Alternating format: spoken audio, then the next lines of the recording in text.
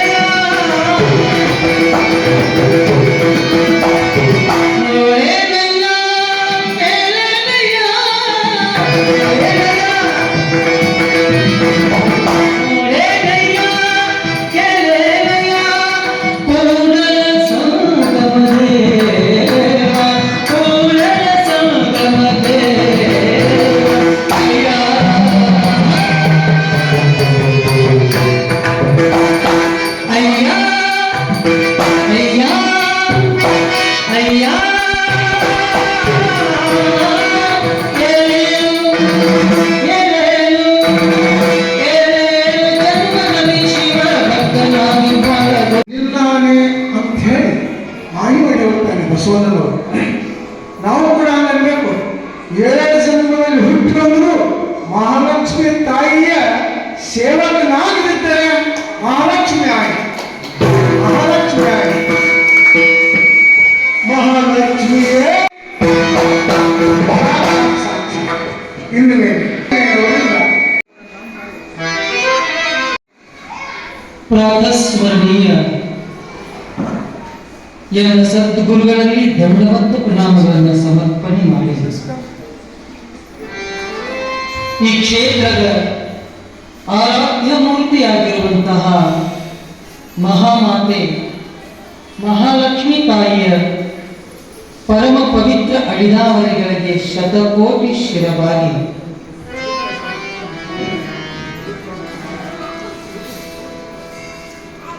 ಶ್ರದ್ಧೆಯ ಬ್ರಹ್ಮನಿಷ್ಠ ಸದ್ಗುರುಗಳಾಗಿರುವಂತಹ ಶ್ರೀ ಶ್ರೀ ಶ್ರೀ ಸಿದ್ಧಲಿಂಗ ಯತಿರಾಜರ ಚರಣ ಕಮಲಗಳಲ್ಲಿ ನತಮಸ್ತಕನಾಗಿ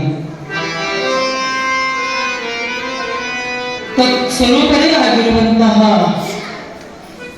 ನಮ್ಮ ಅಜ್ಜನವರಾಗಿರುವಂತಹ ಲಿಂಗೈಕ್ಯ ವೇದಮೂರ್ತಿ ಸಿದ್ಧಗಿರಿ ಮಹಾಸ್ವಾಮಿಗಳನ್ನು ಕೂಡ ಈ ಹೊತ್ತಿನಲ್ಲಿ ಸ್ಮರಿಸಿಕೊಂಡು ವಿಶ್ವಗುರು ಬಸವಣ್ಣನವರ ಆದಿಗುರು ಶಂಕರ ಭಗವತ್ ಪಾದರ ತುಕಾರಾಮಾದಿ ಸಂತರ ಯಾವತ್ತೂ ಮಹಾತ್ಮ ಒಂದಕ್ಕೆಲ್ಲ ಅನಂತ ಕೋಟಿ ಶರಣಾರ್ಥಿಗಳನ್ನು ಸಮರ್ಪಣೆ ಮಾಡಿ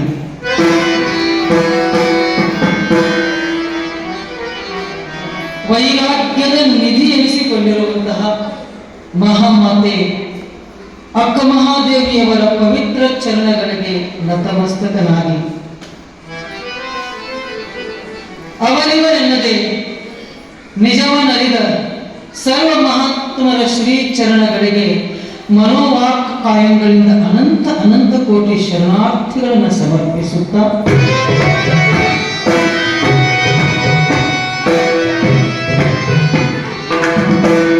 ಈ ಶರನ್ನವರಾತ್ರಿಯ ನಿಮಿತ್ತವಾಗಿ ನಡೆಯುವಂತಹ ಈ ಪುರಾಣದ ಚರಿತ್ರ ನಾಯಕನಾಗಿ ಬೇಡಿದವರಿಗೆ ಬೇಡಿದಿಷ್ಟಾರ್ಥಗಳನ್ನೆಲ್ಲ ಕರುಣಿಸುವಂತಹ ಮಹಾನ್ ಕರುಣಾಮೂರ್ತಿಯಾಗಿರುವ ಶ್ರೀ ಗುರು ಮಡಿವಾಳೇಶ್ವರರ ಅಡಿದಾವರೆಗಳಿಗೆ ಶತಕೋಟಿ ನಮಸ್ಕಾರಗಳನ್ನು ಸಮರ್ಪಿಸಿ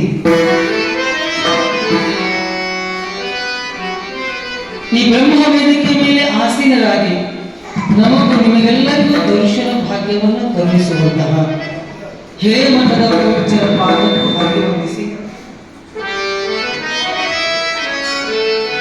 ಹಾಗೆ ತಮಗೆಲ್ಲರಿಗೂ ಮನೋಮುಗುವಂತೆ ವಿಶೇಷವಾದ ಸಂಗೀತದ ಸೌದೋಪನವನ್ನು ಉಣಬಡಿಸುವ ನನ್ನ ಎಲ್ಲ ಸಂಗೀತ ಕಲಾಬಳಗದವರಿಗೂ ಅವರಿಗೂ ಕೂಡ ಶರಣಾರ್ಥಿಗಳನ್ನು ಸಮರ್ಪಿಸಿ ಇಂತಹ ಪುಣ್ಯಮಯ ಕಾರ್ಯಕ್ರಮದಲ್ಲಿ ಭಾಗಿಗಳಾಗಿ ಮಹಾತ್ಮರಿಂದ ಶರಣರಿಂದ ಸಂತರಿಂದ ಬರ್ತಕ್ಕಂತಹ ತತ್ವಾರ್ಥಗಳನ್ನೆಲ್ಲ ಅರ್ಥೈಸಿಕೊಂಡು ಈ ದುರ್ಲಭವಾದ ಮಾನುಷ ಜನ್ಮದ ಸಾರ್ಥಕತೆಗೆ ಬಯಸಿ ಬಂದಿರುವಂತಹ ನನ್ನ ಮಧುರ ಕಣ್ಣಿಯ ಸಕಲ ಗುರು ಹಿರಿಯರೇ ಹಾಗೂ ದೈವ ಮಂಡಳಿಯವರಿಗೂ ಹಾಗೂ ಎಲ್ಲ ನನ್ನ ತಾಯಿಯಂದಿರ ಬಳಗಕ್ಕೂ ಹಾಗೂ ಎಲ್ಲ ಯುವಕ ಬಳಗದವರಿಗೂ ತಮಗೆಲ್ಲರಿಗೂ ಅನಂತ ಕೋಟಿ ಶರಣಾರ್ಥಿಗಳನ್ನು ಅರ್ಪಿಸುತ್ತಾ ಆತ್ಮೀಯರೇ ತಾಯಿಯಂದಿರೇ ಶರಣರೇ ನಿಮಗೆಲ್ಲರಿಗೂ ಶರಣಾರ್ಥಿಗಳು ಶರಣಾರ್ಥಿಗಳು.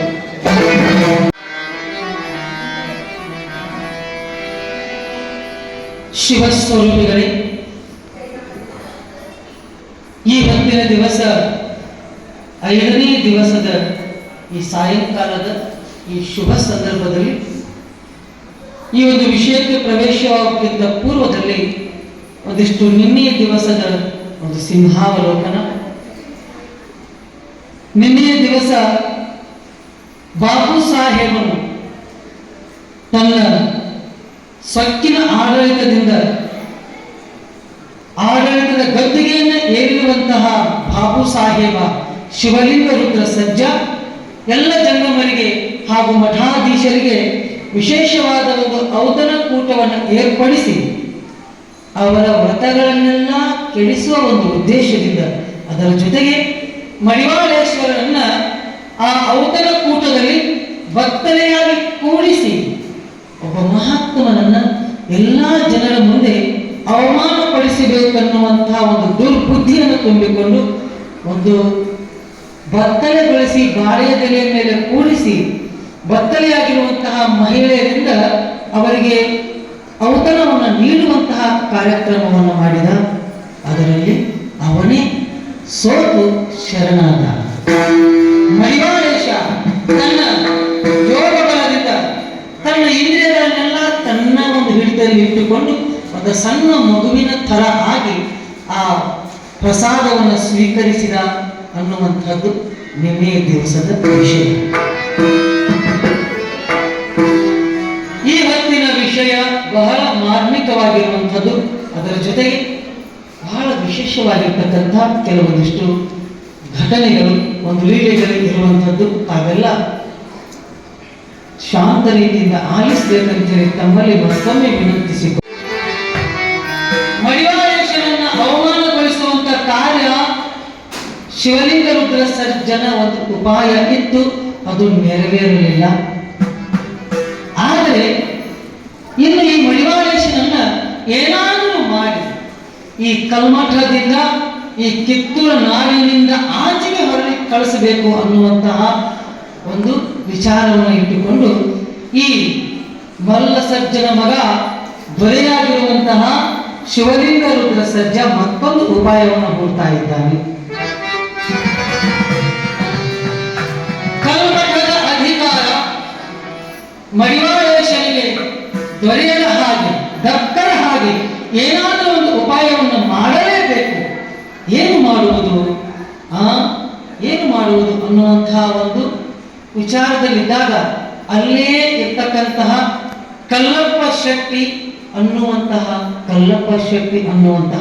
ಒಬ್ಬ ಕಪಟ ಮನುಷ್ಯ, ಅವನ ಜೊತೆಗೆ ಈ ಶಿವಲಿಂಗ ಸರ್ಜ ಏನು ಮಾಡಿದ ಅಂತಂದ್ರೆ ಒಂದಿಷ್ಟು ಅವನ ಜೊತೆಗೆ ಚರ್ಚೆಯನ್ನು ಮಾಡಿದ.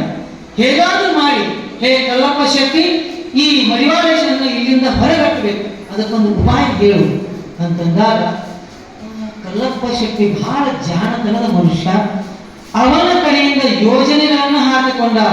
ಏನು ಕಲ್ಲಪ್ಪ ಶೆಟ್ಟಿ ಹೇಳಿದ ಶಿವಲಿಂಗ ರುದ್ರ ಸರ್ಜನಿಗೆ, ಮಹಾರಾಜ ನೀವು ಏನ್ ಮಾಡಬೇಕು ಅಂತಂದ್ರೆ ಈ ಮಡಿವಾಳೇಶನನ್ನ ಪಟ್ಟಕ್ಕೆ ಏರಿಸ್ತೀವಿ, ಆದರೆ ಮಡಿವಾಳೇಶ ನೀನು ಕಾಶಿಗೆ ಹೋಗಿ ಗಂಗಾ ಜಲವನ್ನ ತುಂಬಿಕೊಂಡು ಬರಬೇಕು. ಆ ಗಂಗಾ ಜಲದಿಂದ ಸಿಂಹಾಸನವನ್ನೆಲ್ಲ ಇದನ್ನು ಮಾಡಿ ಅದನ್ನೆಲ್ಲ ಶುಚಿಗೊಳಿಸಬೇಕು, ಪವಿತ್ರ ಮಾಡಬೇಕು. ಅದಕ್ಕಾಗಿ ನೀನು ಗಂಗಾ ಜಲವನ್ನು ತರಲಿಕ್ಕೆ ಕಾಶಿಗೆ ಹೋಗ್ಬೇಕು ಅಂತ ಹೇಳಿ ಅವನನ್ನ ಕಳಿಸ್ಬೇಕು.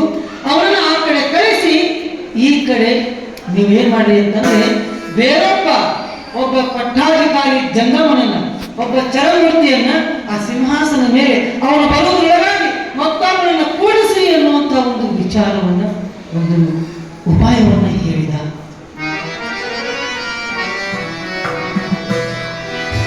ಶಿವಲಿಂಗ ರುದ್ರ ಸರ್ಜನಿಗೆ ಬಹಳ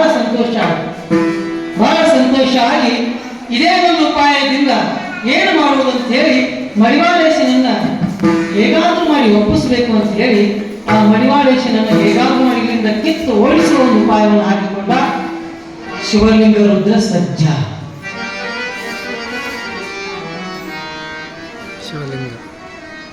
ಕಲ್ಮಠಕ್ಕೆ ಹೊರಟು ನಿಂತ ಶಿವಲಿಂಗ ರುದ್ರ ಸರ್ಜ ಕಲ್ಮಠಕ್ಕೆ ಹೋಗಿ ಅಲ್ಲಿರ್ತಕ್ಕಂತಹ ಮಡಿವಾಳೇಶನ ಪಾದಕ್ಕೆ ಹಣೆ ಮನೆದು. ನೋಡಿ ಕಪಟ ಮನುಷ್ಯ, ಅಂದ್ರೆ ಅವರ ಪಾದಕ್ಕೆ ಎರಗಿ ನಮಸ್ಕಾರ ಮಾಡಿದ. ವಿನಯದಿಂದ, ಎಂಥ ಒಳಗೆ ಹೃದಯದಲ್ಲಿ ಕಪಟತನ, ಹೊರಗಡೆ ತೋರಿಸ್ತಕ್ಕಂಥದ್ದು ವಿನಯ ಗುಣ. ತಮ್ಮ ಚರಪಟ್ಟಾಧಿಕಾರ ಆಸೆಯನ್ನು ನಾವು ನೆರವೇರಿಸಬೇಕಂತೇಳಿ ಮಾಡಿದ್ದೇವೆ ಪೂಜ್ಯರೇ. ಅದಕ್ಕಾಗಿ ತಾವು ಶುದ್ಧವಾಗಿರ್ತಕ್ಕಂತಹ ಕಾಶಿಯಲ್ಲಿರುವಂತಹ ಗಂಗಾ ಜಲವನ್ನ ತಾವು ತರಬೇಕು. ಯಾಕಂತಂದ್ರೆ ಯಾರು ಪಟ್ಟದ ಒಂದು ಸಿಂಹಾಸನ ಮೇಲೆ ಕೂರ್ತಾರೋ ಅವರೇ ತರಬೇಕು. ಅಂತ ಪರಿಶುದ್ಧರಾಗಿರ್ತಕ್ಕಂಥವ್ರು ನಮ್ಮ ಈ ರಾಜ್ಯದಲ್ಲಿ ನಿಮ್ಮನ್ನ ಬಿಟ್ಟರೆ ಯಾರೂ ಇಲ್ಲ. ಹೇಳುವ ಒಂದು ವಿಚಾರ ಅಂಥದ್ದು ನೋಡಿರುವುದು, ನಿಮ್ಮನ್ನ ಬಿಟ್ಟರೆ ಈ ರಾಜ್ಯದಲ್ಲಿ ಯಾರೂ ಇಲ್ಲ. ಅದಕ್ಕಾಗಿ ನೀನೇ ಹೋಗಿ ತಂದ್ರೆ ಬಹಳ ಒಳ್ಳೆಯದಾಗ್ತದೆ ಅಂತ ಹೇಳಿದಾಗ ಮಡಿವಾಳೇಶ ಜ್ಞಾನದಿಂದ ಜ್ಞಾನ ದೃಷ್ಟಿಯಿಂದ ನೋಡಿದ. ಹಾ ಹಾ ಹಾ ಹಾ, ಹೇ ರಾಜ, ನಿನ್ನ ಇಂಥ ಕಪಟ ಗುಣ ನನಗೆ ಗೊತ್ತಿಲ್ಲೇನೋ ಮನಸ್ಸಿನಲ್ಲಿ ಅನ್ಕೋತಾರೆ ಮಡಿವಾಳೇಶ್ವರಿ. ನಿನ್ನ ಈ ಕಪಟ ಬುದ್ಧಿ ನಮಗೆ ಗೊತ್ತಿಲ್ಲೇನು? ಬಾ ಬಾ ಮಗನೇ, ಇರಲಿ ಮಾಡು. ನಿನ್ನದು ಪಾಪ ಪೂರ್ವ ಕರ್ಮದ ಫಲದಿಂದ, ಹೇ ಬಾಪು ಸಾಹೇಬ, ನಿನ್ನ ಈ ಬುದ್ಧಿ ಈ ರೀತಿಯಾಗಿ ಕೆಡ್ತಾ ಇದೆ. ಮುಂದೆ ನಿನಗೆ ವಿಪತ್ತು ಆಪತ್ತು ಸಂಭವಿಸಬಹುವ ಒಂದು ಏನೋ ಕಾಣಿಸ್ತಾ ಇದೆ. ಮಾಡು ಮಾಡು, ನಿನ್ನ ಈ ದುರ್ಬುದ್ಧಿ ಹೇಗಿದೆಯೋ ಹಾಗೆ ಮಾಡು. ನಿನ್ನ ಕರ್ಮ ಈ ರೀತಿ ಮಾಡಿಸ್ತಾ ಇದೆ, ಮಾಡು ಮಾಡು ಅಂತ ಹೇಳಿ ಮನಸ್ಸಿನಲ್ಲಿ ಅಂದುಕೊಂಡ್ರು. ಅನುಭವಾಮೃತ ಕಾಲ ಹೇಳ್ತಾನೆ, ಆಯುಹು ಕರ್ಮ ವಿತ್ತಂಚ ವಿದ್ಯಾ ನಿಧನಂ ಏವಚ ಪಂಚೈತಾನಿ ಗರ್ಭಸ್ಥೈವ ನಿರ್ಮಿತ ದೇಹಿನ. ನಾವು ನೀವೆಲ್ಲ ಈ ಭೂಮಿಗೆ ಬರಬೇಕಾದ್ರೆ ತಾಯಿಯ ಗರ್ಭದೊಳಗಿದ್ದಾಗ, ತಾಯಿಯ ಒಂದು ಗರ್ಭಸ್ಥೆಯೊಳಗಿದ್ದಾಗ ನಾವು ಮುಂದೆ ಏನೇನು ಮಾಡಬೇಕು ಅನ್ನುವಂಥದ್ದನ್ನು ವಿಧಿ ಗರ್ಭದೊಳಗಿದ್ದಾಗ ಬರೆದಿರ್ತಾನೆ. ಅದನ್ನು ಬರೀತಾರೆ. ಆಯುಹು ಕರ್ಮ ವಿತ್ತಂಚ ವಿದ್ಯಾ ನಿಧನಂ ಏವಚ, ಈ 5 ಪಂಚೈತಾನಿ ಗರ್ಭಸ್ಥೈವ ನಿರ್ಮಿತ ದೇಹಿನ. ಈ 5 ಏನಿದಾವ ಇವನ್ನೆಲ್ಲ ಭಗವಂತ ಏನ್ ಮಾಡಿರ್ತಾನ ಅಂದ್ರೆ ತಾಯಿಯ ಗರ್ಭದೊಳಗಿದ್ದಾಗ ಬರೆದಿರ್ತಾನ. ಯಾವ್ಯಾವ? ಆಯುಹು, ಆಯು ಅಂದ್ರೆ ಆಯುಷ್ಯ, ಇವಾಗ ಇಷ್ಟ ಆಯುಷ್ಯ, ಇವ್ ಇಷ್ಟ ದಿವಸ ಬದುಕಬೇಕಂತ ಹೇಳಿ ಅದನ್ನು ಆಗ ಬರೆದಿರ್ತಾನ. ಕರ್ಮ, ಈ ಮನುಷ್ಯ ಇದನ್ನೇ ಕರ್ಮ ಮಾಡಬೇಕು, ಇವು ಇದನ್ನ ಕೆಲಸ ಮಾಡಬೇಕು, ಇವು ಇದನ್ನ ನೌಕರಿ ಹಿಡಿಬೇಕು, ಇವು ಇದನ್ನ ಉದ್ಯೋಗ ಮಾಡಬೇಕು, ಇವು ಇದನ್ನ ಹೊಲ ಕೆಲಸ ಮಾಡಬೇಕು, ಇವು ಇದನ್ನ ಕಡಿಗೆ ಬಾರಿಸ್ಬೇಕು, ಇಂಥವೆಲ್ಲ ಹಿಂಗ ಕರ್ಮಗಳನ್ನ ಸಹಿತ ಭಗವಂತ ಮೊದಲೇ ನಿರ್ಧರಿತವಾಗಿ ಬರೆದಿಟ್ಟಾನ. ವಿದ್ಯಾ, ವಿದ್ಯೆಯನ್ನು ಸಹಿತ ಇವಾಗ ಇಷ್ಟ ವಿದ್ಯೆ ಸಿಗಬೇಕು ಅನ್ನೋದು ಮೊದಲ ನಿರ್ಧರಿತ ಆಯಿತು ಅಂತ ಹೇಳ್ತಾರೆ. ಅದರ ಜೊತೆಗೆ ನಿಧನ, ಈ ಮನುಷ್ಯನ ಪ್ರಾಣ ಯಾವ ಜಾಗದೊಳಗೆ ಹೋಗ್ಬೇಕು, ಇದೇ ಜಾಗದೊಳಗೆ ಇವನು ಪ್ರಾಣ ಪಕ್ಷಿ ಹಾರಿ ಹೋಗ್ಬೇಕು. ಇದೇ ದಿವಸ, ಇದೇ ವರ್ಷ, ಇದೇ ತಿಂಗಳು, ಇದೇ ದಿವಸ, ಇದೇ ತಾರೀಕಿನ ದಿವಸ, ಇದೇ ಸಮಯಕ್ಕೆ, ಇದೇ ಜಾಗಕ್ಕೆ ಇವನು ಪ್ರಾಣ ಹಾರಬೇಕು ಅನ್ನೋದು ಕೂಡ ತಾಯಿಯ ಗರ್ಭದೊಳಗೆ ಇದ್ದಾಗನ ಬಂದ್ಬಿಟ್ಟಾನ ಭಗವಂತ ಅಂತ ಹೇಳ್ತಾರೆ. ಇಂಥ 5 ಈ ಕರ್ಮಗಳನ್ನ ಈ ಭಗವಂತ ಏನ್ ಮಾಡಿದ ಬರೆದಿಟ್ಟಾನ. ಹಂಗ ನಿನ್ನ ಕರ್ಮ ಮುಂದೆ ಏನೋ ಆಗುವುದಕ್ಕೆ ಬಾಪ್ಯ ಮಗನ ಅಂತಾರೆ ಮಡಿವಾಳೇಶ್ವರಿ. ಮಾಡು ಮಾಡು ಮಗನ, ಏನು ಮಾಡ್ತೀವಿ ಮಾಡು ಅಂತೇಳಿ ಮನಸ್ಸಿನಲ್ಲಿ ಅಂದ್ಕೊಂಡು ಆಗ ಹೇಳ್ತಾರೆ ಮಹಾರಾಜ ಅಂದ್ರೆ ಇವರು ಒಳಗೊಂದು ಗಾಡಿ ಇಟ್ಕೊಂಡು ಹೊರಗೊಂದು ಗಾಡಿ ತೋರಿಸಿದ್ರು. ಆತ್ಮರು ಮೊದಲೇ ಮಹಾರಾಜ, ನಾವು ಗಂಗಾ ಜಲವನ್ನು ತರಲಿಕ್ಕೆ ಎಲ್ಲಿ ಕಾಶಿಗೆ ಹೋಗ್ಬೇಕು? ಹೌದು ಮಹಾ ಗುರುಗಳೇ, ತಾವು ಕಾಶಿಗೆ ಹೋಗಿ ಗಂಗಾ ಜಲವನ್ನು ಕಲಶದಲ್ಲಿ ತುಂಬಿಕೊಂಡು ಬರಬೇಕು, ಆಮೇಲೆ ನಿಮ್ಮ ಚರಪಟ್ಟಾಧಿಕಾರವನ್ನು ನಾವು ನೆರವೇರಿಸ್ತೀವಿ ಅಂದಾಗ ಆಯ್ತಪ್ಪ ಹೋಗ್ತೀವಿ.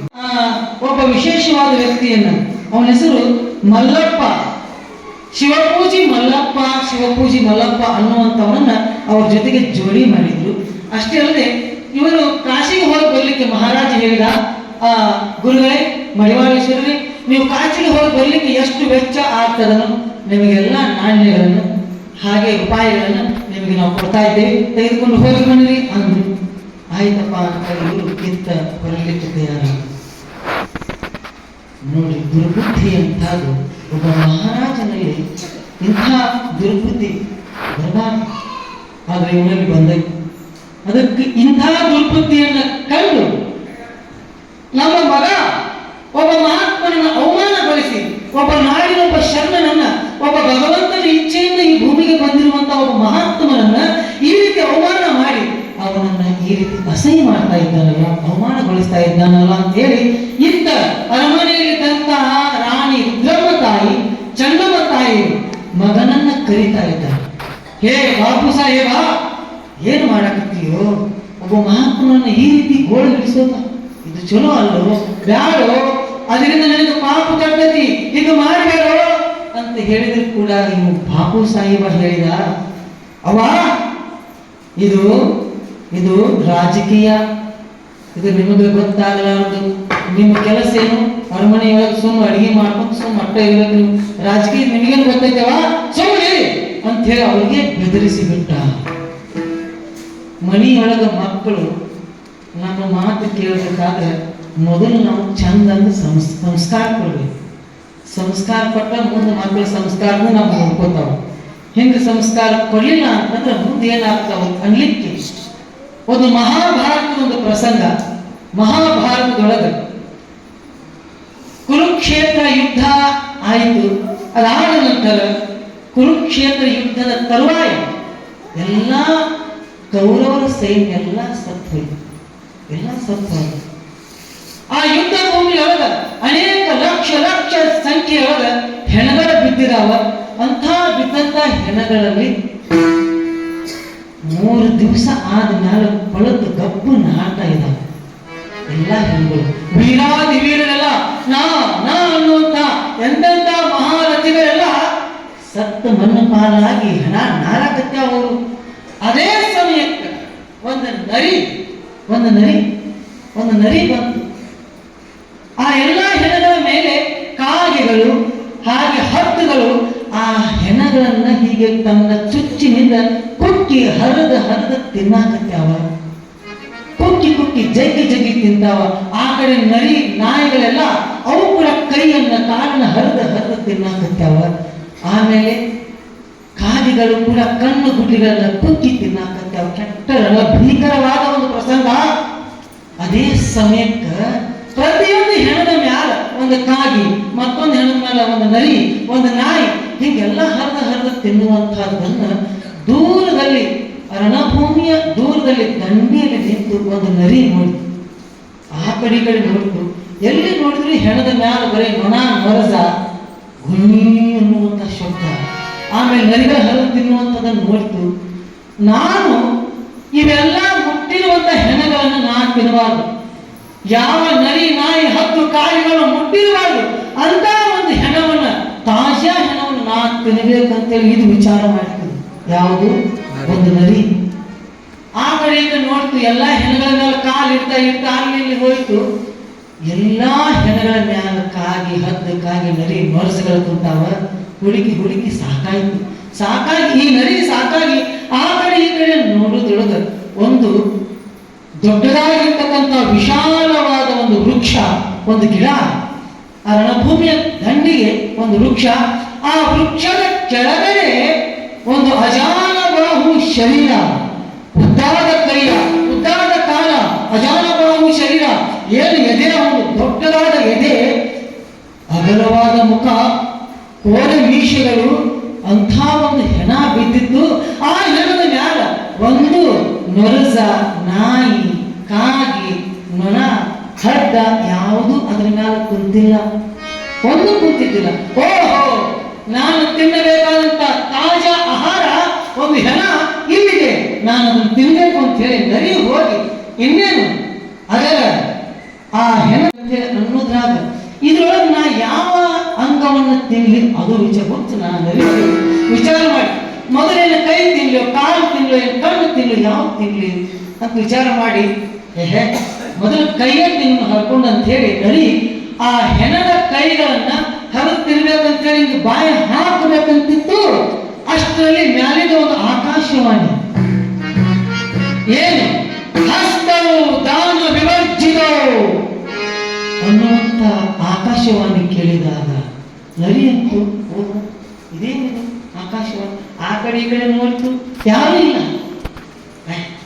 ಏನೋ ನಮ್ದೇನು ಇದು ಭ್ರಮೆ ಇರಬೇಕು ಅಂತ ಹೇಳಿ ಮತ್ತೆ ಅದೇ ಕೈಗೆ ಬಾಯಿ ಹಾಕಬೇಕಂತ ಹೇಳ್ತು. ಮತ್ತೆ ಅದೇ ಧ್ವನಿ, ಹಸ್ತವು ದಾನ ವಿವರ್ಜಿತವು ಅನ್ನುವಂಥ ಶಬ್ದ.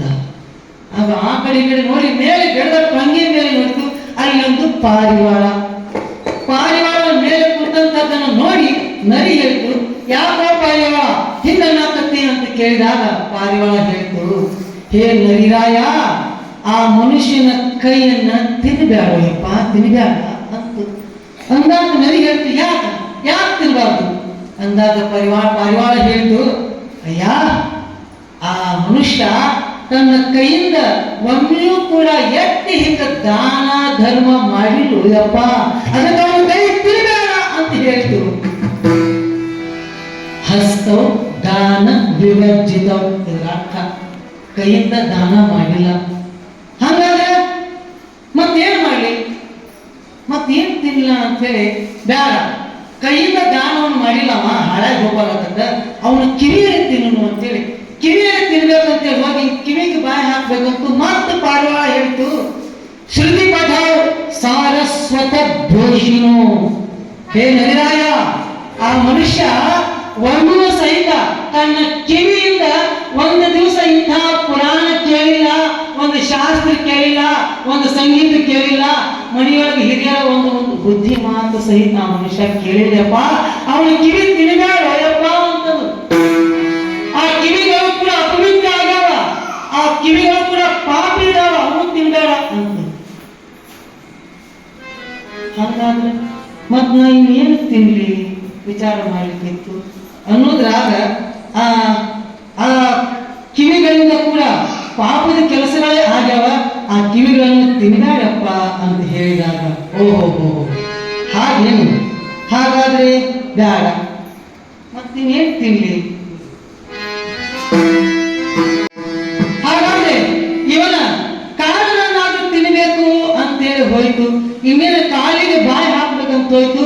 ಹೇ ನರಿರಾಯ, ಆ ಕಾಲುಗಳನ್ನು ಕೂಡ ತಿನ್ನಬೇಡ ಮತ್ತೆ ಹೇಳಿ. ಯಾಕೆ ತಿನ್ನಬಾರ್ದು, ಯಾಕೆ ಅಂತ ಕೇಳಿದಾಗ ಒಮ್ಮೆಯೂ ಆ ಮನುಷ್ಯ ತನ್ನ ಪಾದಗಳಿಂದ ನಡಿತಾ ನಡಿತಾ ಯಾವ ತೀರ್ಥ ಕ್ಷೇತ್ರಕ್ಕಾಗಲಿ ಇಂಥ ದೇವಸ್ಥಾನಕ್ಕಾಗಲಿ ಎಲ್ಲೂ ಆ ಪಾದಗಳಿಂದ ನಡ್ಕೊಂತ ಎಲ್ಲಿ ಹೋಗಿರುಳಪ್ಪ, ಅವು ಅಪವಿತ್ರ ಅವನು ತಿನ್ನಬೇಡ ಅಂತ ಹೇಳ್ತು. ಹಾಗಾದ್ರೆ ಹೋಗ್ಲಿ ಬಿಡು, ಅವನ ಕಣ್ಣುಗಳನ್ನಾದ್ರೂ ತಿನ್ಬೇಕು, ಕಣ್ಣಿನಿಂದ ಏನಾದ್ರೂ ಪಾಪ ಆಗ್ಲಿಕ್ಕೆ ಸಾಧ್ಯ ಇಲ್ಲ, ಕಣ್ಣಾದ್ರೂ ತಿಂತೀನಿ ಅಂತ ಹೇಳಿ ನರಿ ಆ ಕಣ್ಣುಗಳನ್ನು ತಿನ್ಬೇಕಂತಿತ್ತು. ಮತ್ತೆ ಹೇಳ್ತು ನೇತ್ರೆ ಸಾಧುವನೋಪ ಲೋಕ ಜನರಹಿತೆ. ನರಿರಾಯ, ಆ ಮನುಷ್ಯ ತನ್ನ ಕಣ್ಣಿಂದ ಒಮ್ಮೆಯೂ ಕೂಡ ಮಹಾತ್ಮರ ದರ್ಶನ ಮಾಡಿಲ್ಲ, ಒಬ್ಬ ದೇವರ ದಿಂಡ್ರ ಅಂದಿಲ್ಲ, ಒಬ್ಬ ಬಡಬಗ್ಗನೂ ನೋಡಿಲ್ಲ. ಬೇಡಪ್ಪ, ಅವನ ಕಣ್ಣು ತಿನ್ಬೇಡ, ಅವು ಅಪವಿತ್ರ ಆಗ್ಯಾವು ಅಂತಂದ. ಓಹೋ ಹೀಗೇನು ಬೇಡ. ಕಡಿತ ಹೊಟ್ಟೆಯಿಂದ ಅವನು ಹೊಟ್ಟೆಯಿಂದ ಏನು ಪಾಪದ ಕೆಲಸ ಆಗ್ಲಿಕ್ಕೆ ಸಾಧ್ಯ ಇಲ್ಲ, ಹಂಗಾರೆ ಹೊಟ್ಟೆಯನ್ನು ತಿನ್ಬೇಕು ಅಂತೇಳಿ ಹೋಯ್ತು. ಹೊಟ್ಟೆಯನ್ನು ತಿನ್ಬೇಕು ಅಂತ ಹೋದಾಗ ಮತ್ತೆ ಹೇಳ್ತು, ಏ ಮಾರಾಯ, ಆ ಪುಣ್ಯಾತ್ಮ ತನ್ನ ಹೊಟ್ಟಿಗಾಗಿ ತನ್ನ ಅನುಕಂಬರನ್ನ ಬಡಬಗ್ಗರನ್ನ ಅನೇಕ ಜನರನ್ನೆಲ್ಲ ನೋಯಿಸಿ ನರಳಿಸಿ ಎಲ್ಲರೂ ಒದ್ದು ಉಳಿಸ್ಯಾನ, ಆ ಹೊಟ್ಟಿ ಸಹಿತ ತಿನ್ಬೇಡ ಯಪ್ಪ ಅಂತ ಹೇಳ್ತು. ಅಂದಾಗ ನರಿ ಹೇಳ್ತು, ಈ ಮನುಷ್ಯನ ಅಂಗಗಳೆಲ್ಲ ಬರೀ ಪಾಪದ ಕೆಲಸನ ಮಾಡ್ಯಾವಲ್ಲ, ಹಂಗಾದ್ರೆ ಹೇ ಪಾರಿವಾಳ, ಈ ಮನುಷ್ಯ ಯಾರು, ಇಷ್ಟು ಪಾಪದ ಕೆಲಸ ಮಾಡಿರ್ತಕ್ಕಂಥ ಈ ಪಾಪಿ ಮನುಷ್ಯ ಯಾರು ಯಪ್ಪ ಅಂತ ಕೇಳಿದಾಗ ಮೇಲೆ ಕೊಟ್ಟಿರ್ತಕ್ಕಂಥ ಪಾರಿವಾಳ ಹೇಳ್ತು, ಅವ ಯಾರಿರ್ಬೋದು, ಮತ್ತೆ ಯಾರು ಅಲ್ಲ. ಪಾರಿವಾಳ ಹೇಳ್ತು, ಅವ ಕುರುಕ್ಷೇತ್ರದಲ್ಲಿ ಕೌರವರ ಅಗ್ರಗಣ್ಯನಾಗಿರ್ತಕ್ಕಂತಹ ಮತ್ತಾರು ಅಲ್ಲೋಯಪ್ಪ, ಅವ ದುರ್ಯೋಧನ.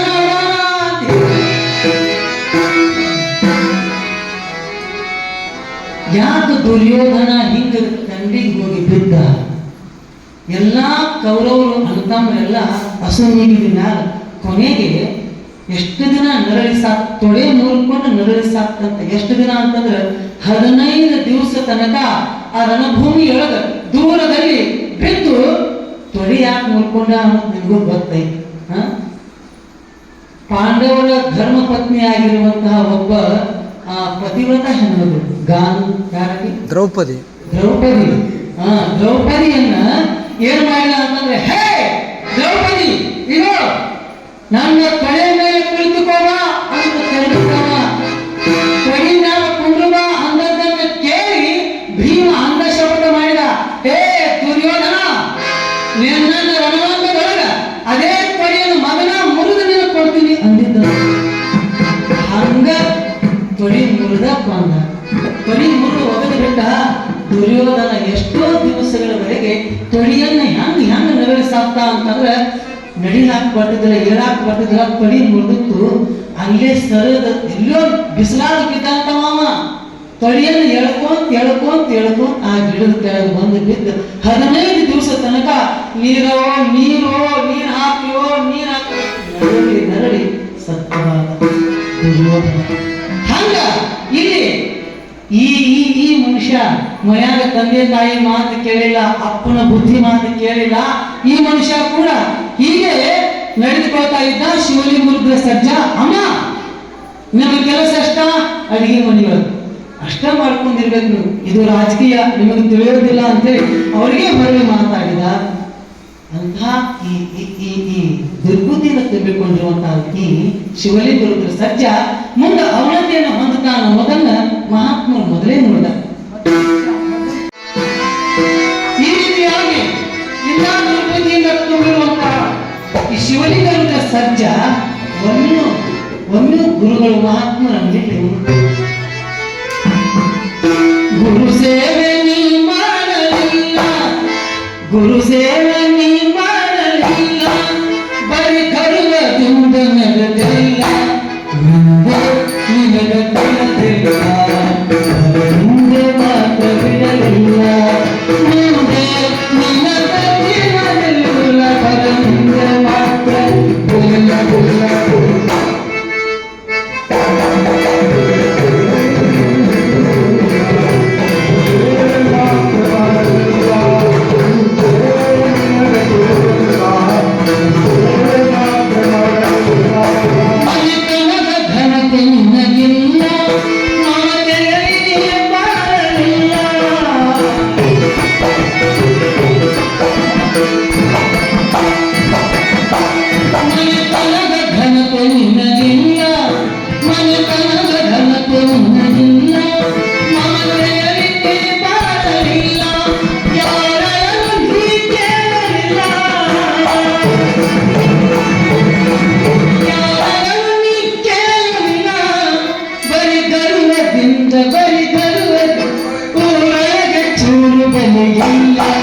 ಬೆಲೆಯಿಲ್ಲ ಮರೆತೆಲ್ಲ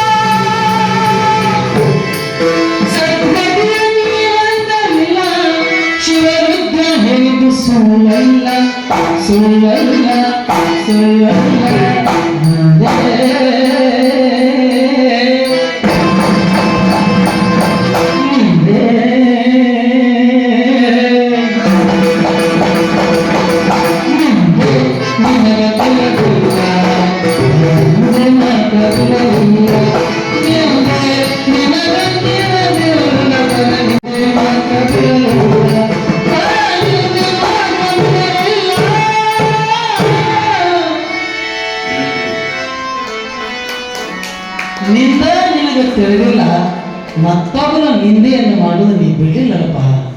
ಅಷ್ಟೇ ಅಲ್ಲ, ಗುರು ಸೇವೆಯನ್ನು, ಗುರುವಿನ ಪಾದ ಸೇವೆಯನ್ನು ಮಾಡಲಿಲ್ಲ. ಅಷ್ಟೇ ಅಲ್ಲ, ಮನೆತನದ ಘನತೆ ನನಗಿಲ್ಲ. ನಾ ಮನೆತನ ಎಂಥದ್ದು, ನಾ ಎಂಥವಿದ್ದೀನಿ, ಎಂಥವ್ರ ಹೊಟ್ಟೆಲಿ ಹುಟ್ಟೀನಿ, ನಾ ಎಂಥದ್ದು ಮಾಡಕತ್ತೀನಿ, ಏನು ಮಾಡಬೇಕಾಗೈತಿ, ನಾ ಎಂಥ ಕಾರ್ಯ ಮಾಡಕತ್ತೀನಿ ಅನ್ನುವಂಥ ಮನೆತನದ ಗೌರವ ಗೊತ್ತಿಲ್ಲ ನನಗೆ ಅಂತಾರವ್ರು. ಹಿಂಗಾದ್ರೆ ನೀ ಮಂಡ್ಯಾಗ ಬ್ಯಾಡ ಆದಂಥ ಒಂದು ಮಂಡ್ಯ ಹಾಕಿ ಹೋಯಪ್ಪ ಅಂತಾರವ್ರು. ಅಷ್ಟೇ ಅಲ್ಲ, ಸತ್ಸಂಗದಲ್ಲಿ ನೀ ಕೂಡಿ, ಇಂಥ ಸತ್ಸಂಗ, ಇಂಥ ಪುರಾಣ ಪ್ರವಚನದ ಒಮ್ಮೆ ನೀ ಕೂಡಂಗಿಲ್ಲ, ಕೂಡಿಲ್ಲ, ಭಗವಂತನ ಒಮ್ಮೆ ನೀ ಹಾಡಿಲ್ಲ. ಇಂಥವು ನಿಮ್ಗೆ ಹೆಂಗೆ ಮೋಕ್ಷ ಆಗ್ತೈತೆಪ್ಪ, ಭಗವಂತನ ಕೃಪೆ ಹೆಂಗೆ ಆಗಿತ್ತು ಅಂತಾರೆ. ನಿಂದ ಮಾಡೋದು ಅಲ್ಲೇ ಹೊರಗೆ ಕೂತ್ ಕಟ್ಟಿ ಕೂತ್, ಅದು ಇನ್ನೊಂದು ನಿಂದೆ ಬಗ್ಗೆ ಹೇಳ್ತಾರೆ ಮಹಾತ್ಮರು. ನಾ ಹೇಳಿದ್ದಲ್ಲ ಯಾವ ಮತ್ತೆ ಹೇಳಿದ ಮಾತೈತಿ. ನಮ್ಮ ಮನೆಗೆ ಕುಡ್ರುದು, ನಮ್ಮ ಮನೆಗೆ ಕಟ್ಟಿ ಮಾತಾಡೋದು, ನಮ್ಮದು ಎನರ್ಜಿ ಹಾಳು, ನಮ್ಮ ರಕ್ತ ಹಾಳು, ನಮ್ಮ ಕೂಳು ಹಾಳು, ಎಲ್ಲ ಹಾಳು ಮಾಡ್ಕೊಂಡು ನಮ್ಮ ಕಟ್ಟಿ ಸಹಿತ ಅದ್ರಿಗೆ ಹಾಕ್ಬಿಟ್ಟು ಅದಕ್ಕೂ ವಜನ ಹಾಕಿ ಇನ್ನೊಬ್ಬರು ಮಾತಾಡಿದ್ರೆ ಹೆಂಗೆ ಭಗವಂತ ಒಲಿತಾನೆ ಇವರಿಗೆ. ಅದಕ್ಕೆ ಹಿಂದೆ ಮಾಡೋದು ಬೇಡ ಅಂತ, ಇನ್ನೊಬ್ಬರಿಗೆ ಹಾಕೋಬಾರ್ದು, ಮಾಡಿ ಕಟ್ಟದು, ಅದು ಪಾಪದ ಕೆಲಸ. ದುರಿತಗಳು ಅಧಿಕವಾಗುವುದು. ಶ್ರೀಮನ್ ನಿಜಗಳು ಬರ್ದಾರ, ನಿಂದೆ ಇನ್ನೊಬ್ಬರು ಅನ್ಕೊಳ್ಳೋದು ಇದು ಪಾಪ. ಕೆಟ್ಟದ್ರಲ್ಲಿ ಅತಿ ಪಾಪ ಯಾವುದು ಅಂತಂದ್ರೆ, ಕೆಟ್ಟ ಪಾಪ ಯಾವುದು, ನಿಂದೆ ಮತ್ತೊಬ್ರು ಆಡ್ಕೊಳ್ಳೋದು ಅಂತ ಹೇಳ್ತಾರೆ. ಹಂಗ ಈ ನಿಂದೆ ಕಾರ್ಯವನ್ನು ಬೇಡಪ್ಪ, ಆ ಮಹಾತ್ಮರನ್ನ ಆಡ್ಕೋಬೇಡ, ಅವ್ರನ್ನ ಅವಮಾನಗೊಳಿಸ್ಬೇಡ ಅಂತ ಹೇಳಿದ್ರು ಕೂಡ ಇವ ಏನ್ ಮಾಡಿದ ಅಂತಂದ್ರೆ ಇವರನ್ನ ಕಾಶಿ ಯಾತ್ರೆಗೆ ಕಳಿಸಿದ. ಹೊರಟು ಮಹಾತ್ಮರು ಎಲ್ಲಿ? ಕಾಶಿಗೆ.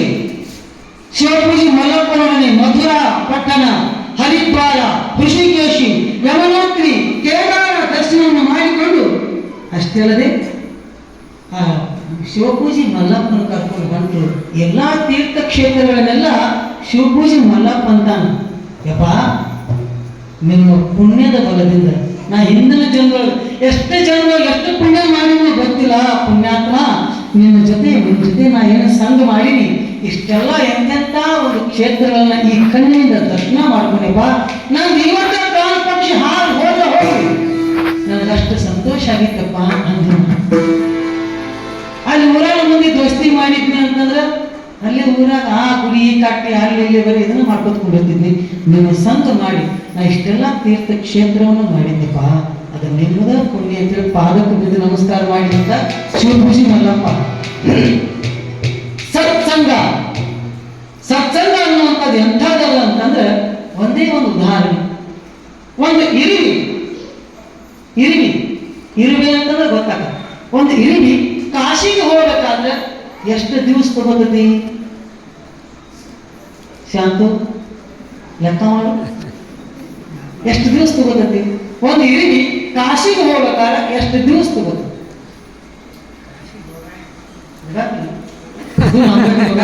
ಹುಳಿ ಮಸಾಲ ಅಲ್ಲೇ ಹಾಕೋಬಹುದು, ಇಲ್ಲಿ ಹುಳಿ ಮಸಾಲ ಮಸಾಲೆ ಬರ್ಬೇಕಾದ್ರೆ 4 ತಾಸು ಆಗೈತಿ. ಕಾಶಿಗೆ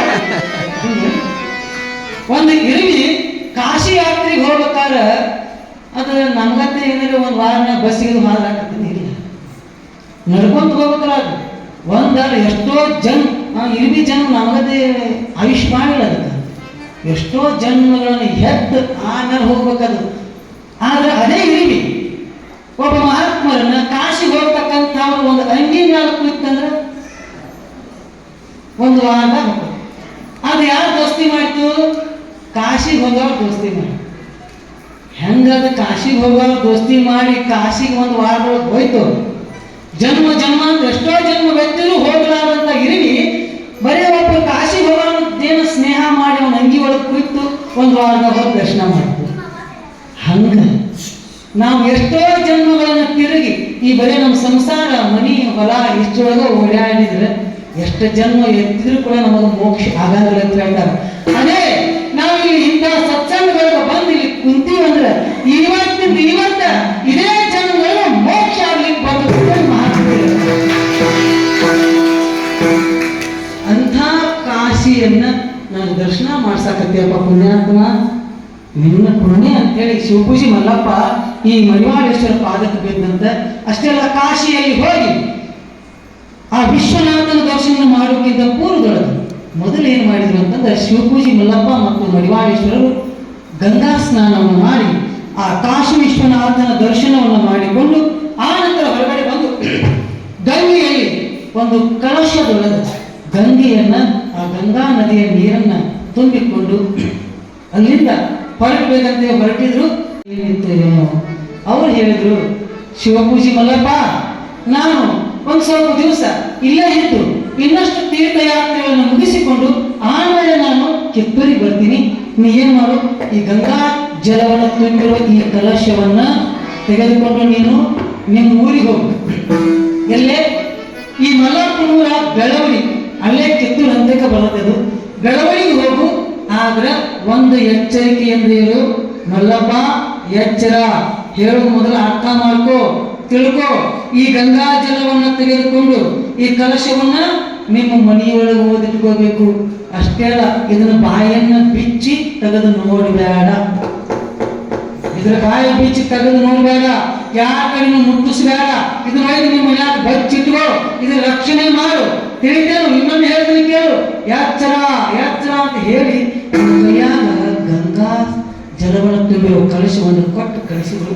ತಗೊಂಡು ಬಂದ ಮಲ್ಲಪ್ಪ, ತಗೊಂಡು ಬಂದವನೇ ತಮ್ಮ ಮನೆಯೊಳಗ ಅಗ್ನಿ ಪವಿತ್ರವಾದ ಜಾಗ ಯಾವುದು ಅಂತಂದ್ರೆ ಜಗಲಿ. ಜಗುಲಿ ಪದದ ಅರ್ಥ ಜಗುಲಿ ಅಂತ ಯಾಕಂದ್ರೆ ಎತ್ತರ ಸ್ಥಾನದಾಗ ಐತಿ, ಅದಕ್ಕೆ ಜಗುಲಿ ಅಂತಾರೆ ಅಂತ ನಮ್ಮ ಹೇಳಿದ್ರು. ಬರೋರಿ ಅದು ಕರೀ.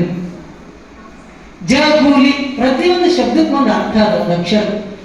ಜಗುಲಿ ಗುರು ಅಂತಂದ್ರೆ ಗುರು, ಲಿ ಅಂದ್ರೆ ಲಿಂಗ, ಜ ಅಂದ್ರೆ ಜಂಗಮ. ಇವು ಮೂರು ಉನ್ನತ ಸ್ಥಾನ ಮಟ್ಟದ್ದು. ಇವೆಲ್ಲ ನಮ್ಮ ಜೀವನದೊಳಗೆ ಗುರು, ಲಿಂಗ, ಜಂಗಮರ ಪಾದೋದಕ ಪ್ರಸಾದ ನಮಗೆ ಬೇಕು.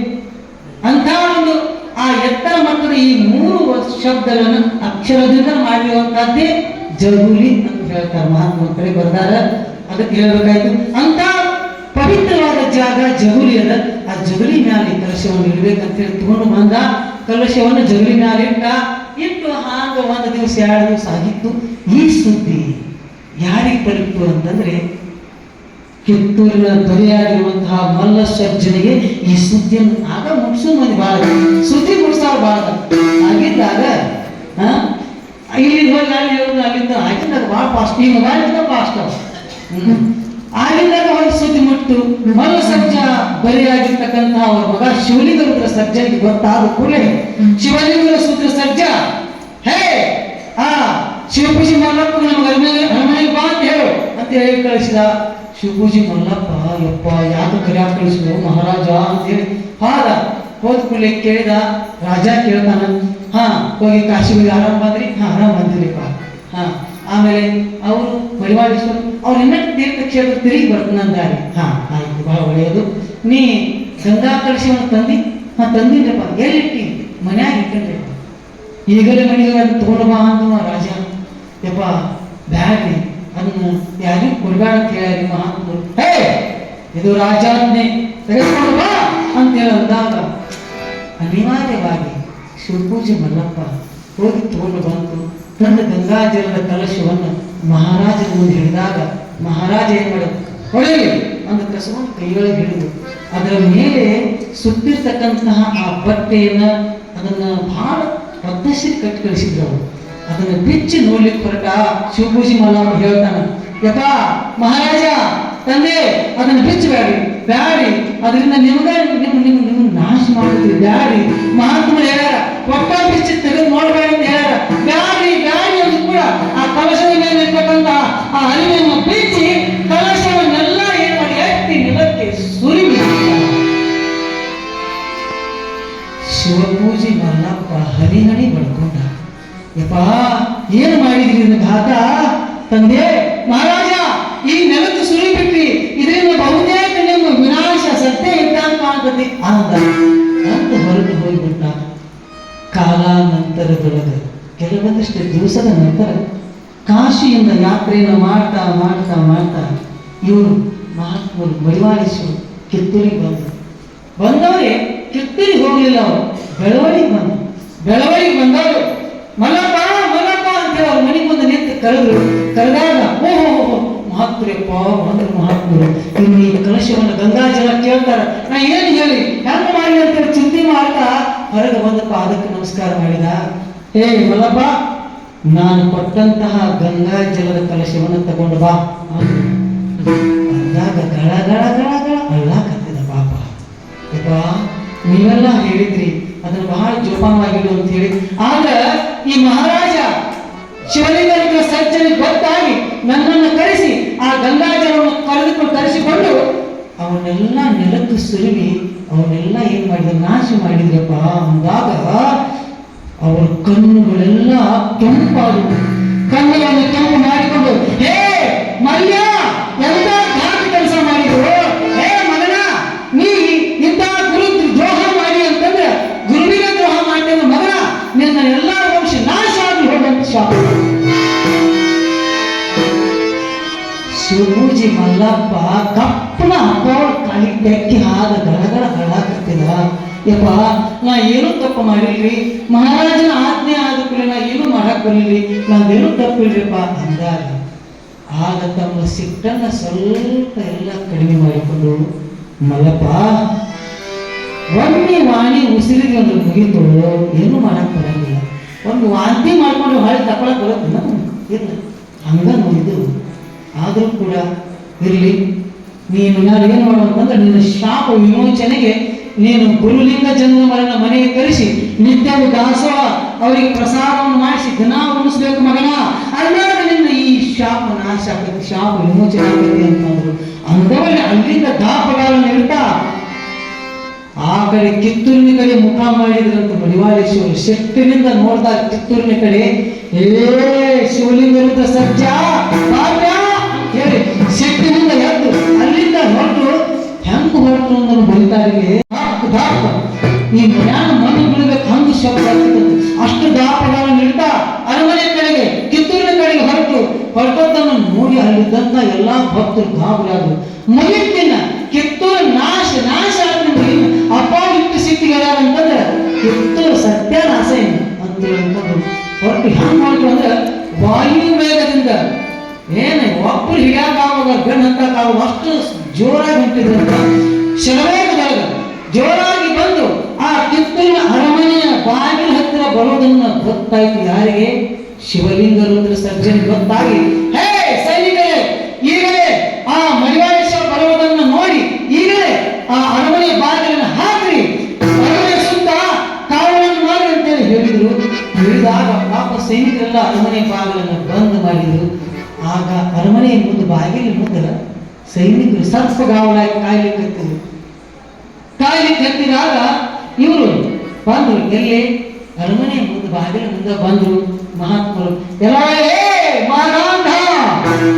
ಮಗನೇ ಬಾಟ, ನೀಚ ನಿರ್ಲಜ್ಜ ಬಾಟ, ಮೋಸದಿಂದ ನಯ ವಿನಯದಿಂದ ನನ್ನ ಜೊತೆ ಮಾತನಾಡಿ ನನ್ನನ್ನು ವಂಚಿಸಿ ನನ್ನನ್ನು ಕಾಶಿಗೆ ಕಳಿಸಿ ಮಗನ ಇಲ್ಲಿ ಬ್ಯಾರೆಯವರನ್ನು ತಂದು ಪಟ್ಟಕ್ಕೆ ಗಟ್ಟಿಯಲ್ಲೋ. ನಿರ್ಲಜ್ಜ ಮಗನ, ನೀನು ಧೀರನೇ ಆಗಿದ್ದರೆ ಈಗಲೇ ಬಾಗಿಲು ತಂದು ಎದುರಾಗೋ. ನಿರ್ಲಜ್ಜ ಶಂಕ ಶ್ವಾನ ಮಗನೇ ಬಾರೋ. ಇವರ ಈ ಮಾತುಗಳನ್ನೆಲ್ಲ ಕೇಳಿದರೂ ಕೂಡ ಒಳಗೆ ಕುಳಿತಿರುವಂತಹ ಶಿವಲಿಂಗ ರುದ್ರ ಸರ್ಜ ಬರಲಿಲ್ಲ. ಅಷ್ಟೇ ಅಲ್ಲ, ಇವನು ಬರದೇ ಇದ್ದದ್ದನ್ನು ನೋಡಿ ಬಹಳ ಸಿಟ್ಟು ವ್ಯಕ್ತಿಗೆ ಏರಿ ಹೇಳ್ತಾರೆ ಮಹಾತ್ಮರು. ಮತ್ತಷ್ಟು ಕೋಪಗೊಂಡು ಏನ್ ಮಾಡಿದ್ರು ಅಂತಂದ್ರೆ, ಹೇ ಮಗನ ಭಾಗ್ಯ, ಇವತ್ತಿಗೆ ನಿನ್ನ ವಂಶದ ಪುಣ್ಯ ತೀರ್ತದೆ, ಈಗ ನೋಡು ಅಂತ ಹೇಳಿ ತಮ್ಮ ಬಟ್ಟೆಗಳನ್ನೆಲ್ಲ ಎಲ್ಲ ಬಟ್ಟೆ ದೋಟವನ್ನೆಲ್ಲ ಹರಿದು ದಿಗಂಬರರಾಗಿ ನಿಂತು ಆ ಬಟ್ಟೆಗಳನ್ನೆಲ್ಲ ಗ್ವಾಲಿ ಮಾಡಿ ಮುಂದಿಟ್ಟಂತ ಅದಕ್ಕೆ ಉರಿ ಹಚ್ಚಿ ಸುಟ್ಟು ಸುಟ್ಟಾಗ ಆ ಉರಿಯೆಲ್ಲ ಆರಿದ ಮ್ಯಾಲ ಆ ಬೂದಿಯನ್ನೆಲ್ಲ ತಗೊಂಡು ತಮ್ಮ ಹಣೆಗೆ ಮೈಗೆಲ್ಲ ಹಚ್ಕೊಂಡು ಬಗಿಸಿ ಒಳಗೆ ತಗೊಂಡು ಏನ್ ಮಾಡಿದ್ರು ಅಂತಂದ್ರೆ, ಹೇ ಪಾಪ ಮಗನ, ನನಗ ಮೋಸ ಮಾಡಿದಾಗ ನಿನಗೂ ಮೋಸ ಮಾಡುವಂತ ಕಾಲ ಸತ್ಯ ಆಯ್ತಲೇ. ನಿನ್ನ ರಾಜ್ಯ ಪಟ್ಟ ಆ ಅಕ್ಷಯವನ್ನ ಅದನ್ನೆಲ್ಲ ಮೋಸದಿಂದ ಕಬಳಿಸುವಂತ ಕಾಲ ದೂರಿನ ಮಗನ, ನಿನ್ನ ಅರಮನೆಯ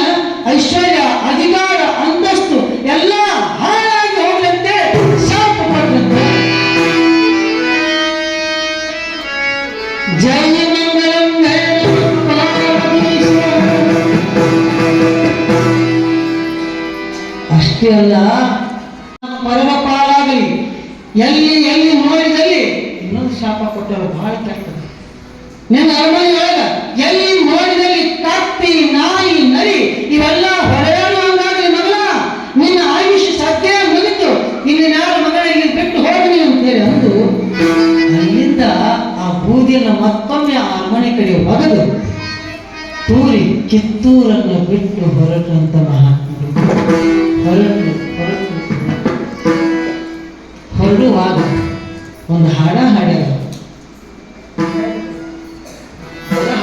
ಚಂದ ಹಾಡಿ ಅಂತ ಹಾಡ.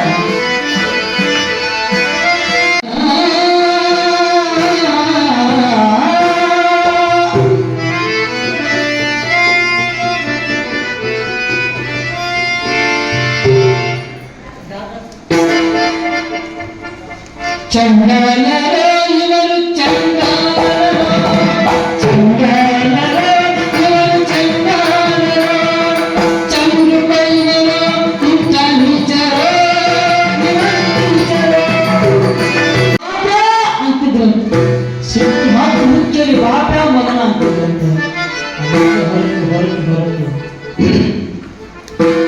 ಮಡಿವಾಳೇಶ್ವರ ಹಾಗೆ ಹೊರಟು ಎಲ್ಲಿ ಬಂದರು ಅಂತಂದ್ರೆ, ಹಾಗೆ ಹೊರಟು ಬೆಳವಡಿಯ ಜಗಾತಿಯವರ ಮನೆಗೆ ಬಂದ. ಜಗಾತಿ ಬಸವಲಿಂಗಪ್ಪ ಅನ್ನುವಂಥ ಒಬ್ಬ ಶರಣ. ಆ ಬಸವಲಿಂಗಪ್ಪ ಅನ್ನುವಂಥ ಶರಣನ ಮನೆಗೆ ಬಂದು ಅವನ ಒಂದು ವಿಶೇಷವಾದ ಒಂದು ಆದರಾತಿಥ್ಯವನ್ನು ಸ್ವೀಕರಿಸಿ ಒಂದು 10-12 ದಿನಗಳವರೆಗೆ ಅಲ್ಲಿದ್ದರು.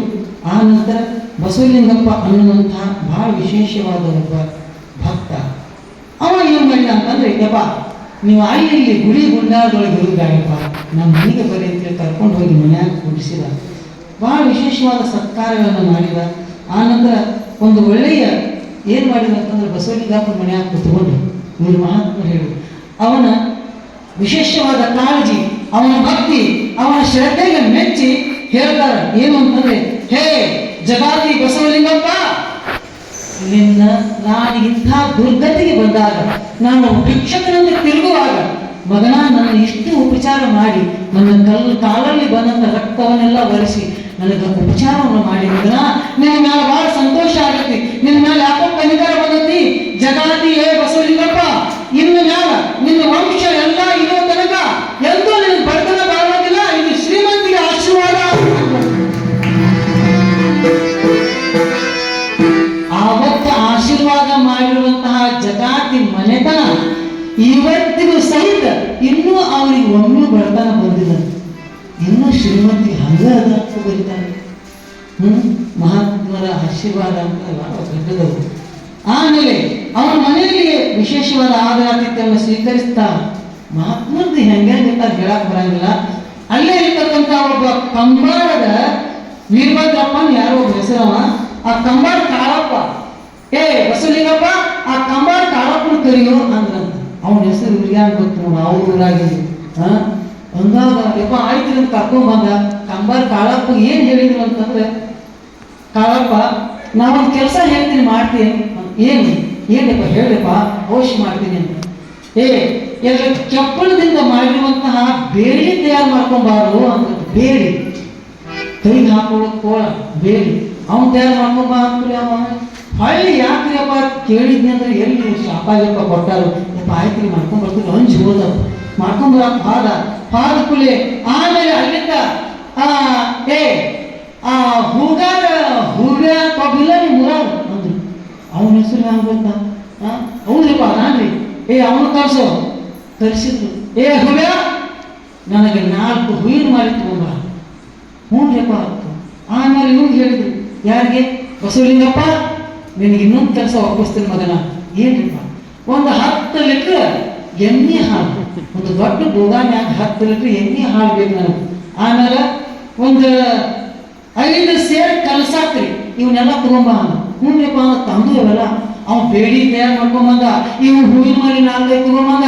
ಇವ 10 ಲೀಟ್ರ್ ಎಣ್ಣೆ ಹಾಲು ತಗೊಂಡು ತಂದ. ಅವನ ಒಂದು ಕೊಡದಾಗ ಹಾಕ್ರು ಅಂದ್ರು. ಒಂದು ಕೊಡದಾಗ ಒಂದು ತಾಮ್ರದ ಕೊಡ, ಇಷ್ಟು ದೊಡ್ಡ ಕೊಡ, ಅದ್ರಾಗ ಹಾಕಿದ್ರು. ಕಲ್ಸಾಕ್ರಿ ಯಾವಾಗ ಕಲ್ಸಾಕಿನ ಹಾಕಿದ್ರು. ವೀರಭದ್ರೇಶ್ವರ ದೇವಸ್ಥಾನಕ್ಕೆ ನಡಿಯಲ್ಲ, ವಿಜೃಂಭಣೆಯಿಂದ ನಡಿ ಅಂತೇಳಿ ಅಲ್ಲೇ ಇರುವಂತ ವೀರಭದ್ರೇಶ್ವರ ದೇವಸ್ಥಾನಕ್ಕೆ ಕರ್ಕೊಂಡು ಬಂದ್ರು. ವಿಜೃಂಭಣೆಯಿಂದ ಮೆರವಣಿಗೆ ಮಾಡ್ಕೊಂತ ಉತ್ಸವದು ಬಾರ್ಸು ಎಲ್ಲ ಮಾಡ್ಕೊಂಡು ಬಂದ್ರು. ವೀರಭದ್ರೇಶ್ವರ ದೇವಸ್ಥಾನದ ಒಳಗ ತಮಗೆ ಆನಂದ ಆಗುವಷ್ಟು ಮಟ್ಟಿಗೆ ವೀರಭದ್ರ ದೇವರ ಒಂದು ಪೂಜೆಯನ್ನು ಮಾಡಿದ್ರು. ಮಾಡಿ ಒಂದು ಹೂವಿನ ಮಾಲೆ ವೀರಭದ್ರ ದೇವರಿಗೆ ಹಾಕಿದ್ರು. ಉಳಿಕಿದ 3 ಹೂವಿನ ಮಾಲೆ ತಾವು ಹಾಕೊಂಡ್ರು. ಹಾಕೊಂಡು ಆ ಗುಡಿ ಹೊರಗೆ ಬಂದ, ಹೇ ಆ ಕೊಡದಲ್ಲಿದ್ದಂತ ಹಾಲು ಮತ್ತು ಕಲಸಕ್ಕೆ ಕಲಿಸಿದ ಹಾಲು ತಗೊಂಬಲ್ಯೋ ಅಂದ್ರು. ಯಪ್ಪ ತಗೋರಿ ಅಂತಂದು ಕೊಟ್ಟು ಆ ಕೊಡಾನ ಹಿಂಗ ಮಾಡೈತಿವಿ ಘಟ ಘಟ ಘಟ ಘಟ ಕುಡಿದ ಹಾಲು ಮಾಡಿಬಿಟ್ರಂತ.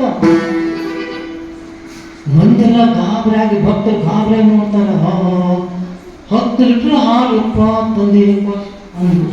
ಕುಡಿದ ಮ್ಯಾಲ ಹೇಳಿದ್ರು, ಹೇ ಎಲ್ಲ ಭಕ್ತರು ಈ ವೀರಭದ್ರೇಶ್ವರ ಗುಡಿ ಎಲ್ಲ ಸುತ್ತೆಲ್ಲ ನಿಲ್ರಿ ಅಂದ್ರು. ಹ್ಞೂನ್ರಪ್ಪ. ಆಮೇಲೆ ದಡ ದಡ ದಡ ಮ್ಯಾಲ ಹತ್ತಿ ಗುಡಿ ಮ್ಯಾಲ ಹೋಗಿ ಶಿಖರದ ಮ್ಯಾಲ ತುದಿಗೆ ಹೋಗಿ ಶಿಖರದ ಮ್ಯಾಲ ತುದಿಗೆ ತುದಿಗೆ ಹೋಗಿ ಆ ಕೊಡ ತಗೊಂಡು ಮ್ಯಾಲ ಹೋಗಿ ನಿಂತ್ರಂತ. ಖಾಲಿಯಾದ ಕೊಡ ಹಿಡಿದು ಹೇಳಿದ್ರಂತ, ಹೇ ಈ ಊರಾಗ ಬಡಬಗ್ಗರು ಆಮೇಲೆ ದೀನ ದಲಿತರು ಯಾರ್ಯಾರು ಕೀಳು ಜಾತಿಯವರು ಹೇಳ್ತಿಲ್ಲ, ಈ ಕೊಡದಾಗಿಂದ ಏನು ಬೀಳ್ತೈತಿವ ಅದನ್ನೆಲ್ಲ ನೀವು ಬಡಬಗ್ಗರು ತಗೋಬೇಕು, ಕೀಳು ಜಾತಿಯವ್ರು ತಗೋಬೇಕು, ಉಳಿದವ್ರು ಯಾರು ಮುಟ್ಟಬೇಡೋ ಅಂತ ಹೇಳಿದ್ರಂತ. ಆಯ್ತಪ್ಪ ಅಂತೆಲ್ಲ ಕೈ ಮುಗಿದು ಜೈಕಾರ ಹಾಕ್ತ ಶ್ರೀ ಗುರು ಮಲ್ಲೇಶ್ವರ ಮಹಾರಾಜಿ, ಶ್ರೀ ಗುರು ಮಲ್ಲೇಶ್ವರ ಮಹಾರಾಜಿ ಜೈಕಾರ ಹಾಕ್ತಿದ್ದ ಮಂದಿ ಅವಾಗ ಕೊಡವನ್ನು ಹಿಂಗ ಮಾಡಿ ಬಾಚಿದ್ರಂತ.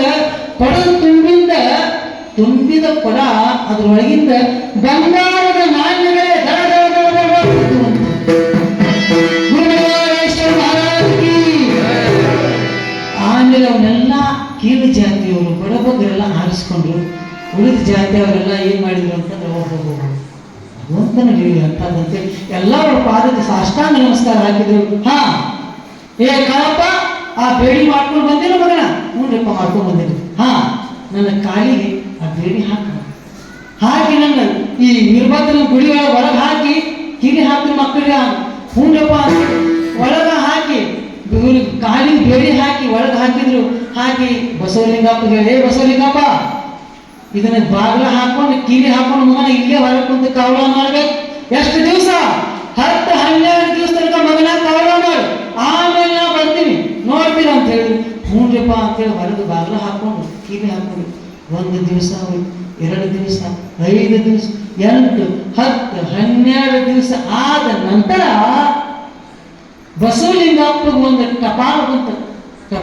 ಇಲ್ಲೇ ವೀರಭದ್ರ ದೇವ್ರ ಗುಡಿ ಮುಂದೆ ಕೂತಾನೆ, ಒಬ್ಬ ಪೋಸ್ಟ್ ಮಾಡಿ ತಂದು ಕೊಟ್ಟ, ಇದು ನಿಮ್ಗೆ ಟಪಾಲ್ ಬಂದೈತೆ ನೋಡ್ರಿ ಅಂತೇಳಿ. ಆ ಟಪಾಲ್ ತೆಗೆದು ನೋಡಿದ ಕೂಡಲೇ ಟಪಾಲ್ದೊಳಗೆ ಏನಿತ್ತು ಅಂತಂದ್ರೆ ಮತ್ತೇನಿಲ್ಲ. ಹೇ ಬಸವಲಿಂಗಪ್ಪ, ನೀ ಆರಾಮಿದ್ದೀನೋ? ನಿನ್ನ ಆರೋಗ್ಯ ಎಲ್ಲ ಕ್ಷೇಮವೇ? ಊರಾಗಿದ್ದಂತ ನನ್ನ ಭಕ್ತರೆಲ್ಲ ಆರಾಮಿದಾರ?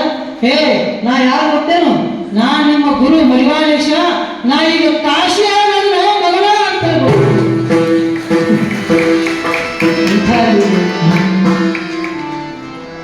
ಇದನ್ನು ನೋಡಿ ಗಾಬರಿ ಆಗ್ತದೆ. ಎಲ್ಲ ಗಾಬರಿ. ಭಗವಂತ ನಿಮ್ಮ ಲೀಲೆಯೋ ಲೀಲೆ ಪರಮಾತ್ಮ ಪುಣ್ಯಾತ್ಮ ಅಂತೇಳಿ ಎಲ್ಲರೂ ಅವನನ್ನು ಕಿತ್ತು ಎಲ್ಲರೂ ಆ ಬೆಳವಣಿಗೆಯ ಭಕ್ತರೆಲ್ಲ ಹೊಗಳ್ತಾ ಇದ್ರಂತೆ. ಆಮೇಲೆ ಅಲ್ಲಿ ಕಾಶಿಯಿಂದ ಹೊರಟು ಹಾಗೆ ಮುಂದೆ ಬಂದು ಎಲ್ಲಿ ಬಂದು ಕರ್ನಾಟಕದ ಗಡಿ ಭಾಗ ಒಂದು ದಾಟಿ ಒಳಗೆ ಬಂದ ಕೂಡಲೇ ಈ ಪಂಪಾ ಕ್ಷೇತ್ರ ಹಂಪೆ ಹತ್ರ ಬಂದಾಗ ಎಷ್ಟೋ ಒಂದು 5-6 ತಿಂಗಳು ಆಗಿರಬಹುದು. ಬಹುತೇಕ 5-6 ತಿಂಗಳು ಆದ ನಂತರ ಆ ಪಂಪಾ ಕ್ಷೇತ್ರ ವಿರೂಪಾಕ್ಷೇಶ್ವರ ದೇವಸ್ಥಾನದಲ್ಲಿ ಆ ದರ್ಶನ ಮಾಡಿಕೊಂಡು ಹೊರಗೆ ಬರುವುದ್ರ ಯಾರು ಬಂದರು ಅಂತಂದ್ರೆ ಮತ್ತೆ ಯಾರೂ ಅಲ್ಲ, ಈ ಕಿತ್ತೂರು ಸಂಸ್ಥಾನದ ಸೈನಿಕರು. ಒಂದು 8-10 ಮಂದಿ ಸೈನಿಕರು ಕುದುರೆ ಮೇಲೆ ಬಂದರು. ಬಂದಾಕ್ಷಣ ಅವ್ರು ಬಂದು ಕುದುರೆ ಮೇಲಿಂದ ಬಂದು ನೋಡ್ತಾರೆ, ಇವ್ರು ಮಡಿವಾಳೇಶ್ವರ ಅಲ್ಲೇ ಅವ್ರು ಮುಂದೆ ಹಾದು ಹೊಂಟಿದ್ರು. ಕುದುರೆ ಮೇಲೆ ಬಂದಂಥ ಈ ಸೈನಿಕರು ಮಡಿವಾಳೇಶ್ವರ ನೋಡಿದ್ರು. ಇವರು ನಮ್ಮ ಮಡಿವಾಳೇಶ್ವರ ಗತಿನ ಕಾಣ್ತಾರಲ್ಲ, ಅವರೇ ಇರ್ಬೇಕಂತೇಳಿ ಕುದುರೆಯಿಂದ ಕೆಳಗೆ ಇಳಿದು ಬಂದು, ಯಪ್ಪ ನೀವು ಮಡಿವಾಳೇಶ್ವರ ಹೌದಲ್ರಿ ಅಂದಾಗ ಇವರು ಹೌದಪ್ಪ ನಮ್ಮ ಮಡಿವಾಳೇಶ್ವರ ಹೌದು ಯಪ್ಪ ಅಂತೇಳಿ ಎಲ್ಲ ಸೈನಿಕರು ದೊಡ್ಡ ನಮಸ್ಕಾರ ಮಾಡಿದ್ರು. ಕಾಲಿಗೆ ಸಾಷ್ಟಾಂಗ ನಮಸ್ಕಾರ ಹಾಕಿದ್ರಂತೆ. ಏನು ನೀವು ಯಾರು ಅಂತ ಕೇಳಿದಾಗ, ಯಪ್ಪ ನಾವು ಕಿತ್ತೂರಿನವ್ರೆ, ನಾವು ಕಿತ್ತೂರದ ಆ ಮಲ್ಲ ಸರ್ಜನ ಸೈನಿಕರು ಅಂದಾಗ ಇವ್ರಿಗೆ ಕಳ್ಳ ಜಗ್ತೇವೆ. ಯಪ್ಪ ಕಿತ್ತೂರು ನಾಡಿನೆಲ್ಲ ಅಲ್ಲಿ ರುದ್ರಮ್ಮ ಮತ್ತು ಚೆನ್ನಮ್ಮ ತಾಯಿ ಎಲ್ಲರೂ ಸೌಖ್ಯವಾಗಿದ್ದಾರೆ. ಅಂದಾಗ ಪಾಪ ಸೈನಿಕರೆಲ್ಲ ಗಳಕಟ್ಟಿದ್ರು. ಯಪ್ಪ ಏನು ಕೇಳ್ತೀರಿ ಕಿತ್ತೂರಿಂದು? ಯಪ್ಪ ತಂದೆ, ನೀವು ಇಲ್ಲಿಂದ ಏನು ಬಿಟ್ಟು ಹೊರಟು ಬಂದು ಭಾರತ ಕಿತ್ತೂರಿನ ರಾಜಲಕ್ಷ್ಮಿ ಮತ್ತೊಬ್ಬರು ಪಾಲಾದ್ರಪ್ಪ, ಎಲ್ಲ ನಾಶ ಆಗಿದೆಯಪ್ಪ. ಈ ಕಿತ್ತೂರಿಗೆ ಆ ಆಂಗ್ಲ ಸೈನಿಕರು ಬ್ರಿಟಿಷರು ಬಂದು ಎಲ್ಲ ನಾಶ ಮಾಡಿಬಿಟ್ಟಾರಪ್ಪ.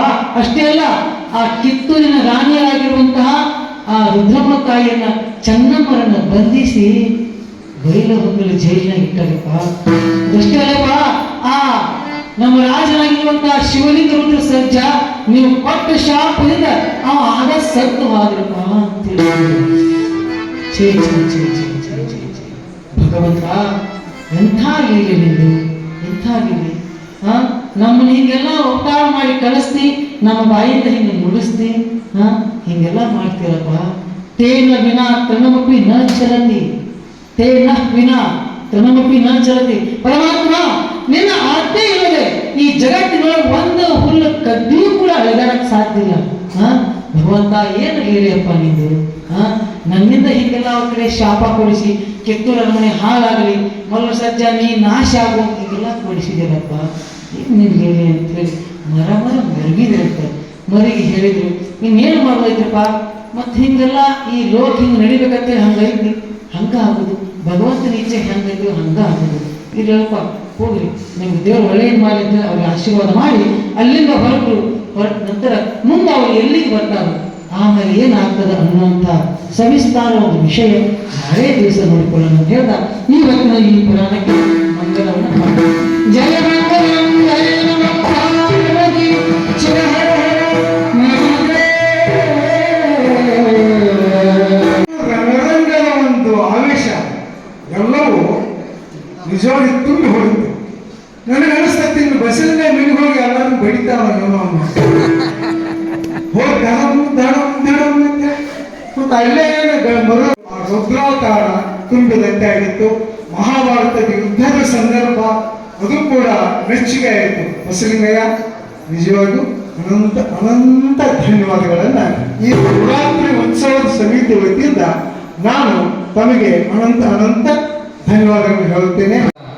ನವರಾತ್ರಿ ಉತ್ಸವದ ಒಂದು ಸಂದರ್ಭದಲ್ಲಿ ವೇದಿಕೆ ಮೇಲೆ ಆಶೀರ್ವರಾಗಿರ್ತಕ್ಕಂಥ ನಮ್ಮೂರಿನ ಹಿರೇಮಠದ ಅಪ್ಪನವರು, ಪ್ರತೀಕ ಹಿರೇಮಠ ಅವರೇ, ಹಾಗೂ ಪುರಾಣವನ್ನು ನಡೆಸಿಕೊಡ್ತಿರ್ತಕ್ಕಂಥ ನಮ್ಮ ಹಳೆಯಂದಿರಾದಂಥ ಬಸಲಿಂಗಯ್ಯ ಇಡ್ಕಲ್ ಅವರೇ, ಮಲ್ಲಯ್ಯ ಮಹಾಸ್ವಾಮಿಗಳು ಹಾಗೂ ಗಿರೈ ಮಹಾಸ್ವಾಮಿಗಳು, ಎಲ್ಲ ನಮ್ಮ ಸಂಗೀತ ಬಳಗದವರು, ಊರಿನ ಯಾವತ್ತು ಗುರು ಹಿರಿಯರೇ, ತಾಯಂದಿರೇ, ಇವತ್ತಿನ ದಿವಸ ನನಗೆ ಬೆಂಗಳೂರಿನಲ್ಲಿ ವಿಧಾನಸೌಧದಲ್ಲಿ ಮಾನ್ಯ ಮುಖ್ಯಮಂತ್ರಿಗಳು ಶಿಕ್ಷಣ ಸಚಿವರಿಂದ ಸನ್ಮಾನ ಆದದ್ದಕ್ಕಿಂತಲೂ ಇವತ್ತ ನಾನು ಹುಟ್ಟಿ ಬೆಳೆದಂತ ನಮ್ಮೂರಿನಲ್ಲಿ ನಮ್ಮ ಹಿರಿಯರು ಸನ್ಮಾನ ಮಾಡಿದಲ್ಲ, ಇದು ತವರು ಮನೆಯ ಸನ್ಮಾನ. ಇದಕ್ಕೆ ನಾನು ತುಂಬಾ ತಮಗೆಲ್ಲ ಚಿರಋಣಿಯಾಗಿರುತ್ತೇನೆ. ಈ ಸನ್ಮಾನ ನಮ್ಮ ತಂದೆಯವರು ಹೇಳ್ತಿದ್ರು, ನಿಜವಾಗ್ಲೂ ಇವತ್ತ ನಮ್ಮ ತಂದೆಯವರು ಇದ್ರಂತಂದ್ರ ಎಷ್ಟು ಖುಷಿ ಪಡ್ತಿದ್ರು ಏನೋ. ಇವತ್ತಿನ ದಿವಸ ಒಂದೆರಡು ಮಾತನ್ನ ಹೇಳಲಿಕ್ಕೆ ಇಷ್ಟಪಡ್ತೀನಿ. ಒಂದು ಸಾರಿ ಒಂದು ಶಾಲ ಒಬ್ಬ ಮನುಷ್ಯನ ಹೆಗಲ ಮೇಲೆ ಬಿತ್ತು ಅಂತಂದ್ರ ಅದರ ಋಣ ಪ್ರಾರಂಭ ಆಗ್ತದ ಅಂತ. ಆ ಋಣವನ್ನ ನಾವು ಈ ಜನ್ಮದಲ್ಲಿ ಏನ್ ಮಾಡ್ಬೇಕು, ಮುಟ್ಟಿಸ್ಬೇಕು ಅಂತ ನಮ್ಮ ತಂದೆಯವರು ಹೇಳ್ತಿದ್ರು. ಆ ರೀತಿ ನಾನು ಆ ಋಣವನ್ನ ಮುಂಬರುವ ದಿನಗಳಲ್ಲಿ ಖಂಡಿತವಾಗಲೂ ಮುಟ್ಟಿಸ್ತೇನೆ. ತಾವೆಲ್ಲರೂ ನಿಜವಾಗಲೂ ಪುಣ್ಯವಂತರು. ಯಾಕೆ ಪುಣ್ಯವಂತರು ಅಂತಂದ್ರ ನಮಗೆ 31 ವರ್ಷ ಸರ್ವಿಸ್ ಆಗ್ಯದ. ಮೊನ್ನೆ ಒಂದು ಕಾಲೇಜಿಗೆ ನಾನು ಒಂದು ಉಪನ್ಯಾಸ ಮಾಡ್ಲಿಕ್ಕೆ ಹೋಗಿದ್ದೆ. PUC ಹುಡುಗರು, ಫಸ್ಟ್ ಇಯರ್ ಸೆಕೆಂಡ್ ಇಯರ್ ಹುಡುಗರು. ನಾನೊಂದು ಪ್ರಶ್ನೆ ಕೇಳಿದೆ ಮಕ್ಕಳಿಗೆ, ಏನಂತ, ಮಕ್ಕಳೇ ಬೆಳಿಗ್ಗೆ ಎದ್ದ ತಕ್ಷಣ ನೀವು ಏನ್ ಮಾಡ್ತೀರಿ ಅಂತ ಕೇಳಿದೆ. ಒಬ್ಬ ವಿದ್ಯಾರ್ಥಿ ಎದ್ದು ನಿಂತ ಹೇಳಿದ್ರಿ, ಸರ್ ನಾವು ಮುಖ ತೊಳಿತೀವ್ರಿ ಅಂತ ಹೇಳ್ದ. ಇಲ್ಲ, ಕೂಡಪ್ಪ ಅಂತ. ಇನ್ನೊಬ್ಬ ವಿದ್ಯಾರ್ಥಿ ಎದ್ದು ನಿಂತ ಹೇಳಿದ್ರಿ, ಸರ್ ನಾವು ಹಲ್ಲು ಬ್ರಷ್ ಮಾಡ್ತೀವ್ರಿ ಅಂದ. ಇಲ್ಲ, ಕೂಡ ಅಂತಂದೆ. ಇನ್ನೊಬ್ಬ ವಿದ್ಯಾರ್ಥಿ ಎದ್ದು ನಿಂತ ಹೇಳ್ದ, ಸರ್ ನಾವು ತಂದೆ ತಾಯಿ ಪಾದವನ್ನ ಮುಟ್ಟಿ ನಮಸ್ಕಾರ ಮಾಡ್ತೀವ್ರಿ ಅಂತಂದ. ಇಲ್ಲ, ಕೂಡಪ್ಪ ಅಂತಂದೆ. ಸರ್ ಎಲ್ಲರಿಗೂ ಇಲ್ಲ ಇಲ್ಲ ಅಂದ್ರಲ್ಲ, ಮತ್ ನಾವು ಬೆಳಿಗ್ಗೆ ಎದ್ದ ತಕ್ಷಣ ಏನಾರು ಮಾಡ್ತೀವಿ ನೀವೇ ಹೇಳ್ರಿ ಸರ ಅಂತಂದೆ. ನೋಡ್ರಿ, ನೀವು ಬೆಳಿಗ್ಗೆ ಎದ್ದ ತಕ್ಷಣ ಏನ್ ಮಾಡ್ತೀರಿ ಅಂತ ಹೇಳಿ ನಾನು ಹೇಳ್ತೀನಿ. ಇಡೀ ರಾತ್ರಿ ಎಲ್ಲ ಮೊಬೈಲ್ ನೋಡಿರ್ತೀರಿ, ಅದು ಚಾರ್ಜ್ ಹೋಗೋಣ ಒಗದ್ ಬಿಟ್ಟು ನಿದ್ದೆ ಮಾಡಿರ್ತೀರಿ. ಎದ್ದ ತಕ್ಷಣ ಎಲ್ಲಿರ್ತದೋ ಏನೋ ಚಾರ್ಜರ್ ಹುಡುಕಾಡ್ಕೊಂಡು ಹೋಗಿ ಮೊಬೈಲ್ ಚಾರ್ಜ್ ಹಾಕಿ ಆಮೇಲೆ ನೀವು ಮುಖ ತೊಳಿತೀರಿ ಅಂತಂದೆ. ಹೌದ್ರಿ ಸರ. ಇದರ ಅರ್ಥ ಏನು ಅಂತಂದ್ರ ಇವತ್ತು ಮಕ್ಕಳೆಲ್ಲ ಮೊಬೈಲ್ ದಾಸರಾಗ್ಯಾರ, ಹೆಣ್ಮಕ್ಳೆಲ್ಲ ಟಿವಿ ದಾಸರಾಗ್ಯಾರ. ಎಷ್ಟು ದಾಸರಂದ್ರಿ, ಮನೆ ಒಂದು ಬಾಗಿಲುಗಳು 3, ಅದನ್ನ ಮುಂಜಾನೆಯಿಂದ ಸಂಜೆ ತನಕ ನೋಡಿದ್ದ ಇಂತಹ ಒಂದು ಕಾಲಘಟ್ಟದಲ್ಲಿ ಮಧುರಗಂಡಿ ಅಂತಕ್ಕಂಥ ಒಂದು ಗ್ರಾಮದಲ್ಲಿ ಇಷ್ಟು ಜನ ತಾಯಂದಿರು, ಇಷ್ಟು ಜನ ನಮ್ಮ ಹಿರಿಯರು ಪುರಾಣವನ್ನು ಕೇಳಾಕ ಬಂದಿರಿ ಅಂತಂದ್ರ ನಿಮಗೆಲ್ಲರಿಗೂ ನನ್ನದೊಂದು ದೀರ್ಘ ದಂಡ ನಮಸ್ಕಾರಗಳು. ಎಲ್ಲರೂ ಇಂಥ ಸತ್ಸಂಗ ನಡೀದಿಲ್ಲ, ನಿಮ್ಗೆ ಗೊತ್ತಿರ್ಲಿ. ಪುರಾಣ ಹೇಳೋರು ಸಿಗುದಿಲ್ಲ. ಇನ್ನೊಂದು ಸ್ವಲ್ಪ ದಿವಸ ಹೋದು ಅಂತೀರಿ ಪುರಾಣ ಹೇಳೋರನ್ನ ಹುಡುಕಾಡ್ಕೊಂಡು ಹೋಗ್ಬೇಕಾಗ್ತದೆ. ನೀವೆಲ್ಲ ಎಷ್ಟು ಪುಣ್ಯವಂತರು. ನಮ್ಮೂರೊಳಗ ನಮ್ಮ ಲಿಂಗೈಕ್ಯ ಸಿದ್ಧಗಿರಿಯ ಸ್ವಾಮಿಗಳ ಪುರಾಣ ಹೇಳ್ತಿದ್ರು. ಅಲ್ಲಿ ಹೇಳ್ತಿದ್ರು, ನಾವೆಲ್ಲ ಸಣ್ಣವರು 40-45 ವರ್ಷದ ಹಿಂದ ಮುಂದೆ ಜಾಗ ಸಿಕ್ತಿದ್ದಲ್ಲ, ಅಲ್ಲಿ ಜಾಗ ಹಿಡ್ಕೊಂಡು ಕುಂಡಿರ್ತಿದ್ದೀವಿ. ಅವ್ರ ಪುರಾಣ ಹೇಳುವಾಗ ತಾವೇ ಆ ಪಾತ್ರದೊಳಗೆ ಹೋಗಿ ದೇವಿ ಪುರಾಣವನ್ನ ಹೇಳುವಾಗ ಶುಂಭ ನಿಶುಂಭ ಅಂತಂದಾಗ ಅವನ ಕುಂಬಳಕಾಯಿ ತಗೊಂಡು ಹಿಂಗ ಹೊಡೆದ 2 ಗೋಳು ಮಾಡಿದಾಗ ಆ ರಾಕ್ಷಸರ ಸಂಹಾರವನ್ನ ದೇವಿ ಮಾಡಿ ಅವರನ್ನ ಕೊರಳೊಳಗ ಹಾರವನ್ನ ಹಾಕೊಂಡ್ರು ಅಂತ ಹೇಳಿ ಅವರಿಗೆ ಕಣ್ಣಿಗೆ ಕಟ್ಟುವಂತೆ ಪುರಾಣವನ್ನ ಅವತ್ತಿನ ದಿವಸ ಹೇಳ್ತಿದ್ರು. ಅದೇ ಪರಂಪರೆಯನ್ನ ಮಲ್ಲಯ್ಯ ಮಹಾಸ್ವಾಮಿಗಳು ಇವತ್ತಿನ ತನಕ ಅವರಿಗೆ ಶಕ್ತಿ ಇರುವವರೆಗೆ ಹೇಳ್ಕೊಂಡು ಬಂದ್ರು. ಆ ನಂತರ ಮಲ್ಲಯ್ಯ ಸ್ವಾಮಿಯವರ ಚಿರಂಜೀವ ಬಹಳ ಉತ್ತಮವಾಗಿ ನಮ್ಮ ಗಿರೈ ಮಾವನವರು ಹೇಳಿದ್ರು. ಈಗ ಏನೋ ಆ ಮಹಾಭಾರತದ ಕಥೆಯನ್ನು ಹೇಳುವಾಗ ಆ ಪುರಾಣ ಹೇಳುವವನು ಆ ಪಾತ್ರದ ಒಳಗೆ ಹೊಕ್ಕಾಗ ಆ ಕಥೆ ಏನಾಗ್ತದೆ ನಮ್ಗ ತಿಳಿತದೆ. ನೀವೆಲ್ಲ ಎಷ್ಟು ಪುಣ್ಯವಂತರು ಅಂತಂದ್ರ, ಒಂದು 3 ಜನ ಯಾತ್ರಿಕರಿದ್ರಂತ. 3 ಜನ ಕುದುರೆ ಮೇಲೆ ಹಾದು ಹೊರಟಿದ್ರಂತ. ಹೋಗೋ ಸಂದರ್ಭದೊಳಗ ಒಂದು ಆಕಾಶವಾಣಿ ಆಯ್ತು ದೇವಲೋಕದಿಂದ. ಏನಂತೂ ಆಕಾಶವಾಣಿ ಆಯ್ತು ನೋಡ್ರಿ, ಆ 3 ಜನ ಕುದುರೆ ಮೇಲೆ ಹೋಗುವವರಿಗೆ ನಿಲ್ಲಿರಿ ಅಂತಂತ ನಿಂತ್ಕೊಂಡ್ರಂತ. ಯಾರು ಮಾತಾಡಕತ್ತಾರ ಮ್ಯಾಲ ಕೆಳಗೆ ಎಲ್ಲ ನೋಡಿದ್ರಂತ, ಯಾರು ಇಲ್ಲ. ಇಳಿಯಿರಿ, ಕೆಳಗಡೆ ಇಳಿಯಿರಿ ಅಂತ ಕೆಳಗಿಳಿದ್ರ. ಮಣ್ಣನ್ನು ತೆಗೆದುಕೊಳ್ಳಿರಿ ಅಂತ ಆಕಾಶವಾಣಿ ಅಂತಂತ. ಒಬ್ಬ ಏನ್ ಮಾಡಿದ್ರಿ, ಒಂದ್ ಚಿಟಿಕೆ ಮಣ್ಣು ತಗೊಂಡು ಏನು ಯಾರು ಹೇಳಕತ್ತ ಒಂದ್ ಸ್ವಲ್ಪ ಒಂದ್ ಕಚ್ಚಿನ ಒಂದ್ ಸುರ ಕಟ್ಕೊಂಡು ಪಾಕೆಟ್ ಒಳಗೆ ಇಟ್ಟುಕೊಂಡಂತ. ಇನ್ನೊಬ್ಬ ತಾನು ಎಲ್ಲೆಲ್ಲಿ ಪಾಕೆಟ್ ಆಗಿ ಜಾಗ ಐತಲ್ರಿ ಅಲ್ಲಿ ಹಿಂದ ಕಿಶಾಗ ಮುಂದ ಕಿಶಾಗ ಎಲ್ಲಾ ಕಡೆಗೆ ಒಂದಿಷ್ಟು ಹಾಕೊಂಡಂತ. 3ನೇದವ ಇದೇನೋ ಆಕಾಶವಾಣಿ ಆಗಿದೆ, ಇದ್ರೊಳಗೆ ಏನೋ ಮಹತ್ವ ಐತೆ ಅಂತ ತಿಳ್ಕೊಂಡ ಒಂದ ಅರಿವಿನ ಹಾಸಿದ ಕುದುರೆ ಮೇಲೆ ಎಲ್ಲೇ ಜಾಗ ಇತ್ತ ಒಂದು ದೊಡ್ಡ ಗಂಟು ಮಾಡಿ ಕಟ್ಕೊಂಡಂತ. ನಿಮ್ಮ ಕುದುರೆಗಳನ್ನ ಹತ್ತಿರಿ ಅಂತ ವಾಣಿ ಅಂತಂತ ಹತ್ತಿದ್ರಂತ. ನಿಮ್ಮ ಮನೆಗೆ ಊರಿಗೆ ಹೋಗಿರಿ ಅಂತಂತ ಆಕಾಶವಾಣಿ ಊರಿಗೆ ಹೋದ್ರಂತ. ಸುಮ್ಮನೆ ಅವ್ರನ್ನೆಲ್ಲ ಮಣ್ಣು ತಗೊಂಡು ಹೋಗಿ ಇಟ್ಟ.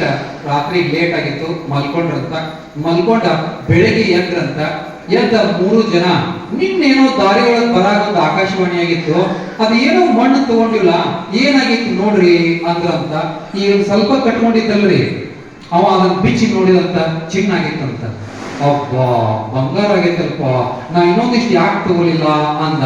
ಅದಕ್ಕಿಂತ ಒಂದ್ ಸ್ವಲ್ಪ ಜಾಸ್ತಿ ತಗೊಂಡಿದ್ದಲ್ರಿ. ಅವ ನೋಡಿದಂತ, ನಾನ್ ಬರೀ ಪಾಕೆಟ್ ಒಳಗೆ ಅಷ್ಟ ಹಾಕೊಂಡಿನಿ, ಇನ್ನೊಂದಿಷ್ಟು ತಗೋಬೇಕಾಗಿತ್ತ. 3ನೇದನ್ನತಿಗೆ ಬಂದ್ ನೋಡಿದಂತ. ಎಲ್ಲಿ ನೋಡ್ತೀರ ಅವ್ನು ಎಷ್ಟು ತಗೊಳಕ್ ಸಾಧ್ಯ ಐತಿ ಅಷ್ಟು ಮಣ್ಣು ಕಟ್ಕೊಂಡು ಬಂದಿದ್ದ. ಎಲ್ಲರೂ ಬಂಗಾರ ಆಗಿತ್ತಂತ. ಇಲ್ಲಿ ಪುರಾಣವನ್ನ ಕೇಳಿದ ನಂತರ ನೀವು ಮನೆಗೆ ತಗೊಂಡುಕೊಂಡು ಹೋಗುವ ಒಂದು ಮೆಸೇಜ್ ಇರ್ತದಲ್ಲ, ಸಂದೇಶ, ಈ ಪುರಾಣದ ತಿರುಳನ್ನ ನೀವು ಮನೆಗೆ ತೆಗೆದುಕೊಂಡು ಹೋಗುವುದರಲ್ಲಿ ಈ 3 ಜನ ಯಾತ್ರಿಕರಿದ್ದಂತೆ. ಮೊದಲನೇ ಯಾತ್ರಿಕ ಒಂದ್ ಸ್ವಲ್ಪ ತಗೊಂಡು ಹೋಗ್ತಾನೆ. ಒಂದಿಷ್ಟು ಏನೋ ಪುರಾಣ ಹಂಗ ಹೇಳ್ಯಾರ್ರಿ ಗದಗದ ಮಡಿವಾಳ ಅಂತ ಹೇಳಿ ಇಲ್ಲೇ ಕೇಳಿ ಇಲ್ಲೇ ಮರ್ತಾ ಹೋಗ್ಬಿಡ್ತೀವಿ. 2ನೇದವರು ಒಂದಿಷ್ಟು ಇಲ್ಲಿಂದ ಮನೆ ತನಕ ಮನೆಯವರೆಗೆ ಒಯ್ತೇವೆ. 3ನೇದವರು ಇಲ್ಲಿ ಹೇಳಿರುವ ಪ್ರತಿಯೊಂದು ಸಂದೇಶವನ್ನು ನಮ್ಮ ಜೀವನದಲ್ಲಿ ಅಳವಡಿಸಿಕೊಳ್ತೇವೆ. ಹಾಗೆ ಯಾವಾಗ ನೀವು ಅಳವಡಿಸಿಕೊಳ್ತೀರಿ ಅವಾಗ ಇಲ್ಲಿ ಪುರಾಣದಂತಹ ಕಾರ್ಯಕ್ರಮಗಳನ್ನ ಏರ್ಪಡಿಸಿದ್ರಿಂದ ಸಾರ್ಥಕ ಆಗ್ತದ ನನ್ನ ಅಭಿಪ್ರಾಯ. ಮಂಕುತಿಮ್ಮನ ಕಗ್ಗದಲ್ಲಿ ಹೇಳ್ತದ ಏನಂದ್ರೆ, ಇರುವ ಭಾಗ್ಯವನ್ನು ನೆನೆದು ಬಾರೆನೆಂಬುದನ್ನು ಬಿಡು ಭವಿಷ್ಯಕ್ಕಿದೆ ದಾರಿ. ಇರುವ ಭಾಗ್ಯವನ್ನು ನೆನೆದು ಅಂದ್ರೆ ಈ ಸದ್ಯಕ್ಕೆ ಏನದಲ್ಲ ಈ ಭಾಗ್ಯವನ್ನ ನೆನೆಬೇಕು ಅಂದಾಗ ನಮಗ ಹರ್ಷಕ್ಕೆ ಏನೋ ದಾರಿ ಇರ್ತದ. ಯಾವಾಗಲೂ ಖುಷಿಯಾಗೆ ಇರ್ತದ ಮನುಷ್ಯ. ನನಗೆ ಇನ್ನೂ ನೀವೆಲ್ಲ ಶಾಂತ ರೀತಿಯಿಂದ ಕುತ್ಕೊಂಡು ನೋಡಿದ್ರೆ ನನಗೆ ಇನ್ನೂ ಏನೋ ಹೇಳ್ಬೇಕು ಅನ್ನಿಸ್ತದ. ಇಲ್ಲಿ ಮಾಮ 2 ಸತಿ ವಾಚ್ ನೋಡ್ಕೊಂಡ್ರ ಟೈಮ್ ಮಹತ್ವ ನನಗೆ ಗೊತ್ತಾಗ್ತದೆ. ಹೌದಾ? ಇನ್ನೊಂದ್ಸರಿ ಸಂದರ್ಭ ಬಂದಾಗ ಮತ್ತೆ ಮಾತಾಡ್ತೀನಿ ಅಂತ ಹೇಳ್ತಾ ನನಗೆ ಇಲ್ಲಿಗೆ ಕರೆಸಿ ನನಗೆ ಸನ್ಮಾನವನ್ನು ಮಾಡಿ, ಎಲ್ಲ ಗುರು ಹಿರಿಯರು ನನಗೆ ಸನ್ಮಾನವನ್ನು ಮಾಡಿ ನಾನು ಯಾವಾಗಲೂ ನಿಮಗೆಲ್ಲರಿಗೂ ಚಿರಋಣಿಯಾಗಿರುತ್ತೇನೆ ಅಂತ ಹೇಳಿ ನಾನು 2 ಮಾತನ್ನು ಮುಗಿಸ್ತಾ ಇದ್ದೀನಿ.